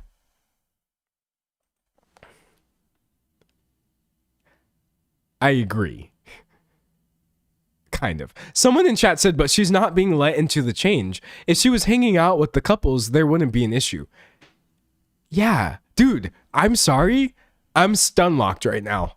I'm literally stun locked by this part right here. I'm going to read it for the fourth time. She gets upset if I go out with our couple friends and asks why she wasn't invited. I don't know how to answer that question without hurting her feelings. So I just say not every friend needs to be included 100% of the time, which is offensive. What is the answer? What I think Prudence gave really decent advice here, and I agree with it wholeheartedly. But I think there's another layer to this where I want to say, whatever it is that you are afraid of hurting Kylie's feelings, you're already doing it. You're already hurting her feelings because she's calling your response offensive. So you should just say whatever it is. Someone said, what happened? I vanished for an hour. We're literally just talking about random relationship advice stories. This is our third and final one. I think you should just say whatever the reason is that you don't want to hang out with her. I'm so confused by this, honestly. Someone said that part is terrible. Literally, that part is terrible. Everything else in this is 100% Kylie's fault. Okay, I'm sorry. Like, Kylie trying to hound you into doing things that you don't want to do is annoying, right? And you're trying to tell her, hey, can you please respect my way of life? But doesn't it kind of sound like Kylie's doing this because you're shutting her out of the things that you want to do? I think personally, if I was friends with somebody and things changed in this way, I would try to meet them where they're at. And if they didn't allow me to do that, then I would be like, oh, okay, well, then just meet me where I'm at. But then if they also don't want to do that, then do we just not hang out anymore? Because that's not a nice answer. But if that is the truth, I want to know it.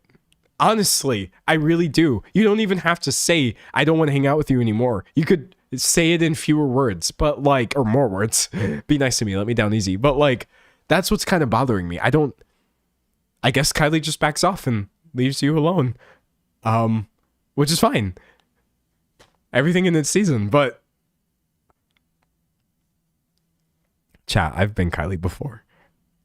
I've been Kylie. I'm not gonna lie to you. I've literally been Kylie. And maybe that's why, even though this person did a good job of explaining it in a way that mostly sounds like it's Kylie's fault,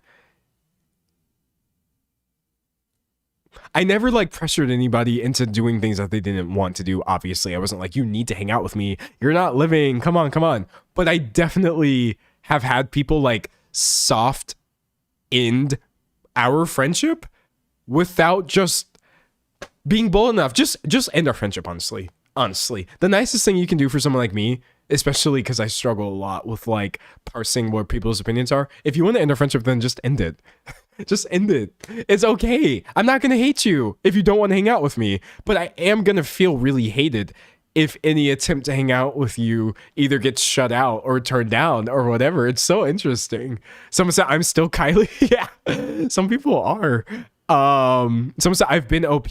Yeah, that being said though, like, still though, I'm going to be honest. A lot of people who live this life of having a husband and a dog, working out or not working out, seeing their friends when they want to, being active in their place of worship, hanging out with their in-laws or whatever, they live what is to most people seen as a very quiet life, and it gets interpreted by people as boring.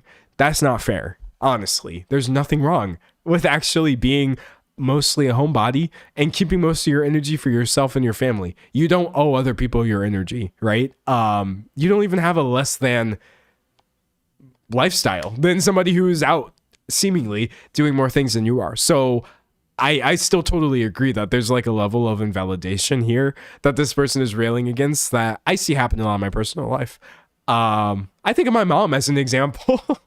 she a homebody for real. She don't, to most people, she doesn't really like seem like she does much, but I know that she does. Why?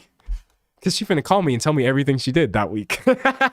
Best believe we will have an hour, 2 hours talk about all the things that she did that week and all the adventures that you actually can have while still essentially being a homebody. So like, I'm not Kylie in that I invalidate people in my life who have quieter lifestyles, but I have been shut out of places by people who didn't want to be upfront with me, and that was upsetting. Someone said, I like my quiet life, it's less stressful. Yeah, it's valid, for real. Someone said sometimes at least you're not excusing it and are recognizing it where you're at. Yeah, no, so it really does depend, I guess. I don't know. I don't think I've ever said the phrase like you need to like live or get a life or whatever, because that's not nice. But It is. What can I say? What can I say? Reading chat. Someone said OP needs to just rip off the band-aid because she's hurting Kylie too much. Yeah. Let me know if this is an okay read, chat. I believe that Kylie has made it clear what she wants, which is to hang out at all. And OP has not made it clear what they want, which is seemingly to not hang out at all. So I personally believe that you at least owe Kylie a very clear yay, nay on whether you want to hang out. Kylie threw her ball in the court. You could totally say, well, Kylie should just context clue her way into seeing that clearly you don't want to hang out. That's one way of looking at it, but I don't think it would hurt. I think it would do a lot more good to just be a little bit more upfront. I don't know. That's where I'm at. That's all I've got to say. That's all I got to say. Someone said OP should have been told her. Yeah, no. Clearly there's a lot going on here, but that was my relationship advice for real. Fantastic. Someone said this is a good take. That's where I'm at. Just be level with people, honestly. I mean, you know what the thing is that sucks though? Friendships ending or changing in a way that inevitably leads to their end sucks. It sucks so bad. I've lost friends that for me, I'm not going to lie to you, were more impactful than any sort of like family situation or romantic anything. It sucks so bad. And you know what? I can get really delusional too when that starts happening to me. That's also because I have RSD, ADHD. It's a byproduct, rejection sensitive dysphoria, but I get really, really delulu really quick when I feel like a friendship is dying because I always interpret it as my fault. My fault. So it never doesn't hurt. But when people are honest with me, they've never really hurt me in the long run. I think you can hurt me by being honest in the short run. Yeah, I might be a little upset, but nobody has ever actually done me harm by coming clean about the status of our friendship if it was something that I myself was misinterpreting, which sadly sometimes I do. It hurts really bad when I thought, like, I literally just thought everything was still up, but actually everything was down. And I idiotically was the last person to find out. Also, being the last person to find out that your friendship is over sucks. That really, really, really, really sucks when everybody else in your life is like, oh, that ran its course. And the person that you're friends with is like, that ran its course, but they're not telling you this. And you are just the one seemingly in your mind doing all the work and waving all the flags and you're feeling crazy about it. And then you sort of finally realize like, oh, this is dead. And I'm just poking it with a stick. And it hurts every time I do that. I should stop. So it is what it is. Someone said awful feeling. It's a pretty bad feeling, Chad. It's a pretty bad feeling. I agree. Let me drink some water.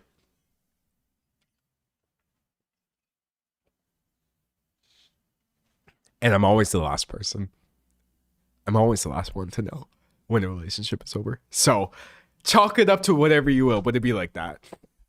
Someone said this was needed. Thank you, D'Angelo. Hey, no problem. Look, literally, I just be trying to see things from any perspective that's available because there's always validity. There's so much validity in saying, hey, this is my lifestyle and this is what makes me comfortable.